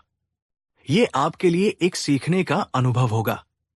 आप 7 दिनों तक अपने ग्रंथों और अपने घमंड को यहीं छोड़ें और एक साधारण जीवन का अनुभव करें। देखते हैं क्या आप इस दुनिया की सबसे पुरानी भाषा को सीख पाते हैं। अगले ही दिन तीनों पंडितों को एक साधारण बैलगाड़ी में बिठाकर आगरा से दूर एक छोटे से गांव की ओर रवाना किया गया। बीरबल ने अपने एक अत्यंत बुद्धिमान और विश्वसनीय सेवक, जिसका नाम था कबीर, को उनके साथ भेजा। कबीर को बीरबल ने सख्त निर्देश दिए थे कि वो पंडितों का सेवक बनकर रहें, लेकिन उन्हें किसी भी तरह की सुविधा न दे और उनके हर सवाल का जवाब ऐसे दे जिससे उन्हें अपने किताबी ज्ञान की निरर्थकता का एहसास हो। गांव पहुंचकर पंडितों को एक छोटी सी मिट्टी की कुटीर में ठहराया गया। उन्हें साधारण दाल, रोटी और सब्जी खाने को दी गई। उनके पास न तो पढ़ने के लिए कोई किताब थी, न चर्चा करने के लिए कोई विद्वान। उन्हें अपने दिन साधारण ग्रामीणों को देखकर, उनकी बातें सुनकर और प्रकृति के बीच बिताने पड़े। पहले 2 दिन पंडितों ने बहुत मुश्किल से बिताए। उन्हें ग्रंथों के बिना खाली खाली लग रहा था। वे आपस में बैठकर अपनी पुरानी ज्ञान चर्चा करते, लेकिन जल्द ही वे उकता जाते। उन्हें गांव के सीधे सादे लोग मूर्ख लगते थे और उनकी बातें बेतुकी। ये सब क्या है? पंडित रुद्र प्रकाश ने कहा, हमें यहां क्यों भेजा गया है? ये तो हमारे समय की बर्बादी है। हमें क्या मिलेगा इन अनपढ़ गवारों के बीच रहकर? कबीर, जो पास में बैठा उनकी बातें सुन रहा था, विनम्रता से बोला, मालिक, गांव के लोग भले ही अनपढ़ हों, लेकिन उनके जीवन का अपना ज्ञान है। वे सूरज को देखकर समय बताते हैं, चांद को देखकर फसल बोते हैं और पक्षियों की आवाज को सुनकर मौसम का अंदाजा लगाते हैं। क्या ये भी एक तरह का ज्ञान नहीं है? पंडित ज्ञानसागर ने उसे झिड़का। तुम मूर्ख हो कबीर, ये सब अनुभवजन्य ज्ञान है जिसे कोई भी कर सकता है। असली ज्ञान तो शास्त्रों में है, व्याकरण की बारीकियों में है, दर्शन के गूढ़ रहस्यों में है। कबीर ने मुस्कुराते हुए कहा, जी मालिक, लेकिन क्या शास्त्रों का ज्ञान भूख मिटा सकता है या प्यास बुझा सकता है? ये ग्रामीण भले ही शास्त्र न जानते हों, लेकिन वे जानते हैं कि कब हल चलाना है, कब बीज बोना है और कब फसल काटनी है। क्या ये भी किसी शास्त्र से कम है? कबीर की बातें, जो सरल और सीधी थी, पंडितों के मन में चुभने लगी। उन्हें कभी ऐसे प्रश्नों का सामना नहीं करना पड़ा था। उनका ज्ञान, जो किताबों में था, यहां बिल्कुल बेकार लग रहा था। तीसरे दिन पंडितों को गांव के मुखिया ने कुछ काम सौंप दिया। उन्हें पास के कुएं से पानी भरकर लाना था और कुछ अनाज को सूखने के लिए फैलाना था। पंडितों को ये काम करते हुए शर्म आ रही थी। उनके हाथों में कभी पानी का घड़ा नहीं था, न ही उन्होंने कभी अनाज फैलाया था। पंडित धर्मराज ने पानी भरते हुए कहा, हम महान पंडित हैं, हमें ये छोटे मोटे काम क्यों करने पड़ रहे हैं? ये हमारा अपमान है। कबीर ने पास आकर कहा, मालिक, पानी भरने से शरीर को ताकत मिलती है और अनाज फैलाने से प्रकृति की उदारता का एहसास होता है। क्या यह भी ज्ञान नहीं है कि कैसे प्रकृति हमें जीवन देती है? पंडितों ने उसकी बातों को अनसुना कर दिया, लेकिन उनके मन में एक अजीब सी बेचैनी थी। उनका घमंड धीरे धीरे टूटने लगा था। चौथे दिन एक छोटा बच्चा जो बीमार था लगातार रो रहा था। उसकी मां उसके पास बैठी उसे चुप कराने की कोशिश कर रही थी। बच्चे को कुछ समझ नहीं आ रहा था कि उसे क्या चाहिए, लेकिन वो अपनी दर्द की भाषा में लगातार रो रहा था। तीनों पंडितों ने बच्चे को देखा, लेकिन वे उसकी भाषा को नहीं समझ पा रहे थे। वे केवल उसके रोने को सुन रहे थे। कबीर ने पंडितों की ओर देखा और कहा, मालिक, ये बच्चा अपनी भाषा में कुछ कह रहा है। ये शायद अपनी पीड़ा बता रहा है। क्या आप उसकी भाषा को समझ सकते हैं? पंडित रुद्र प्रकाश ने कहा, नहीं, ये तो केवल रो रहा है, इसकी कोई भाषा नहीं है, लेकिन ये कुछ व्यक्त तो कर रहा है। कबीर ने कहा, और इसकी मां उसे समझ रही है। क्या ये दुनिया की सबसे पुरानी भाषा नहीं है, जो शब्दों से परे है लेकिन भावनाओं से भरी हुई है? पंडितों ने उस बच्चे के रोने को एक नई नजर से देखा। उसकी मां उसे प्यार से सहला रही थी और कुछ देर बाद बच्चा शांत हो गया। मां के स्पर्श और प्यार की वो भाषा, जो बिना शब्दों के थी, ने बच्चे को शांत कर दिया था। पांचवें दिन एक किसान का बैल बीमार पड़ गया। वो बैल दर्द से कराह रहा था और चल नहीं पा रहा था। किसान बहुत दुखी था। पंडितों ने बैल को देखा, लेकिन वे उसकी पीड़ा को समझ नहीं पाए। उन्होंने अपने ग्रंथों में कभी पशुओं की भाषा या उनके दर्द के बारे में नहीं पढ़ा था। कबीर ने फिर से अपनी बात रखी, मालिक, ये बैल अपनी भाषा में हमें कुछ बता रहा है। ये अपनी पीड़ा व्यक्त कर रहा है। क्या आप उसकी भाषा को समझ सकते हैं? पंडित ज्ञानसागर ने कहा, यह तो सिर्फ आवाजें निकाल रहा है, ये कोई भाषा नहीं है। कबीर ने धीरे से कहा, लेकिन किसान उसकी आवाज को समझ रहा है। वो जानता है कि उसके बैल को क्या तकलीफ है। वो उसकी सेवा कर रहा है, उसे प्यार से सहला रहा है और उसे ठीक करने की कोशिश कर रहा है। क्या यह भी एक भाषा नहीं है? पीड़ा की भाषा, सेवा की भाषा, प्रेम की भाषा? पंडितों ने फिर से सोचा। वे अपने ग्रंथों में कभी भी ऐसी भाषाओं के बारे में नहीं पढ़े थे। उनका ज्ञान केवल शब्दों, श्लोकों और सूत्रों तक सीमित था। छठे दिन पंडितों को एक बूढ़े ग्रामीण ने पास के जंगल में ले जाकर कुछ औषधीय पौधों के बारे में बताया। उस बूढ़े आदमी ने कभी कोई किताब नहीं पढ़ी थी, लेकिन वो जानता था कि कौन सा पौधा किस बीमारी में काम आता है। उसने पौधों के गुणों और उनके उपयोग के बारे में बताया, जो उसने पीढ़ी दर पीढ़ी अपने पूर्वजों से सीखा था। पंडित धर्मराज ने देखा कि ये बूढ़ा आदमी, जो अनपढ़ था, प्रकृति के बारे में उनसे कहीं अधिक जानता था। उसका ज्ञान व्यावहारिक था, जीवनदायी था। रात में तीनों पंडितों ने अपनी कुटीर में बैठकर आपस में विचार विमर्श किया। उनका घमंड अब लगभग टूट चुका था। वे अपने किताबी ज्ञान की सीमाएं देख चुके थे। बीरबल सही कह रहे थे, पंडित रुद्र प्रकाश ने कहा। हमने कभी सोचा भी नहीं था कि ज्ञान केवल ग्रंथों तक ही सीमित नहीं होता। ये बच्चा, ये बैल, ये बूढ़ा किसान, इन सबकी अपनी भाषा है, अपना ज्ञान है।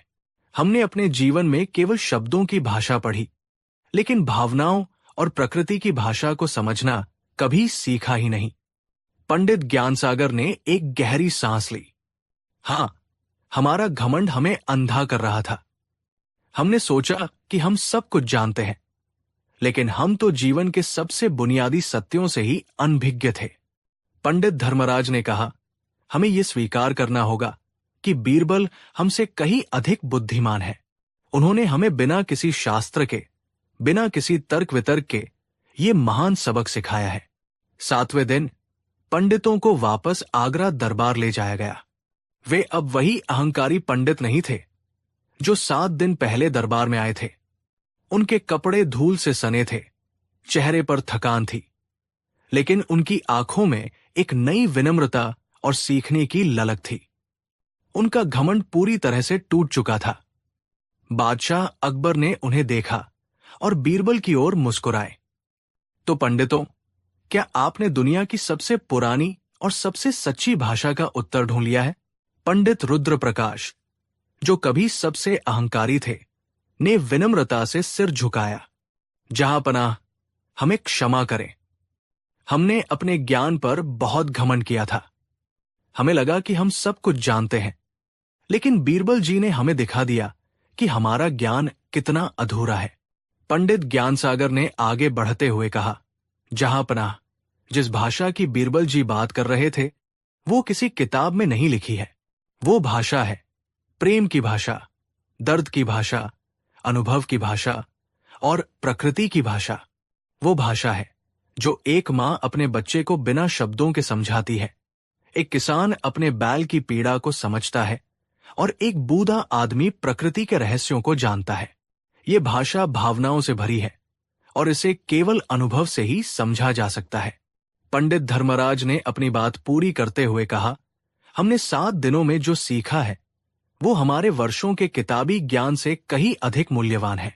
हमें एहसास हुआ कि सच्चा ज्ञान केवल किताबों में नहीं होता, बल्कि जीवन के हर पहलू में समाया हुआ है, और सबसे बड़ा ज्ञान विनम्रता है। दरबार में सन्नाटा छा गया। सभी दरबारी पंडितों के इस परिवर्तन को देखकर अचंभित थे। अकबर बहुत प्रसन्न हुए। उन्होंने बीरबल की ओर देखा। बीरबल ने मुस्कुराते हुए कहा, जहांपनाह, पंडितों ने स्वयं ही अपनी पहेली का उत्तर दे दिया है। उन्होंने अपने अनुभव से उस भाषा को सीख लिया है जो सभी ग्रंथों से पहले लिखी गई थी। वो है जीवन की सार्वभौमिक भाषा, भावनाओं की भाषा। और ये भी सीख लिया है कि ज्ञान केवल तभी पूर्ण होता है जब उसके साथ विनम्रता और व्यावहारिक समझ जुड़ी हो। अकबर ने पंडितों की ओर मुड़कर कहा, पंडितों, मैं तुम्हारी ईमानदारी और तुम्हारी सीखने की ललक से बहुत प्रभावित हूं। बीरबल ने तुम्हें एक ऐसा सबक सिखाया है जो किसी भी शास्त्र से अधिक मूल्यवान है। ज्ञान केवल शब्दों में नहीं, बल्कि जीवन के अनुभवों और विनम्रता में छिपा होता है। तुम आज से हमारे दरबार के सम्मानित सदस्य हो, लेकिन हमेशा इस सबक को याद रखना। पंडितों ने सिर झुकाकर अकबर और बीरबल का धन्यवाद किया। उन्होंने सीखा था कि सच्चा ज्ञान अहंकार को नहीं, बल्कि विनम्रता को जन्म देता है। और बीरबल ने एक बार फिर अपनी अद्वितीय बुद्धिमत्ता से यह साबित कर दिया कि वो न सिर्फ जटिल समस्याओं को सुलझा सकते हैं, बल्कि अहंकारी को भी विनम्र बना सकते हैं। उस दिन के बाद से तीनों पंडित अकबर के दरबार में बहुत सम्मानित हुए, लेकिन उन्होंने कभी भी अपने ज्ञान पर घमंड नहीं किया। वे हमेशा बीरबल के प्रति आभारी रहे।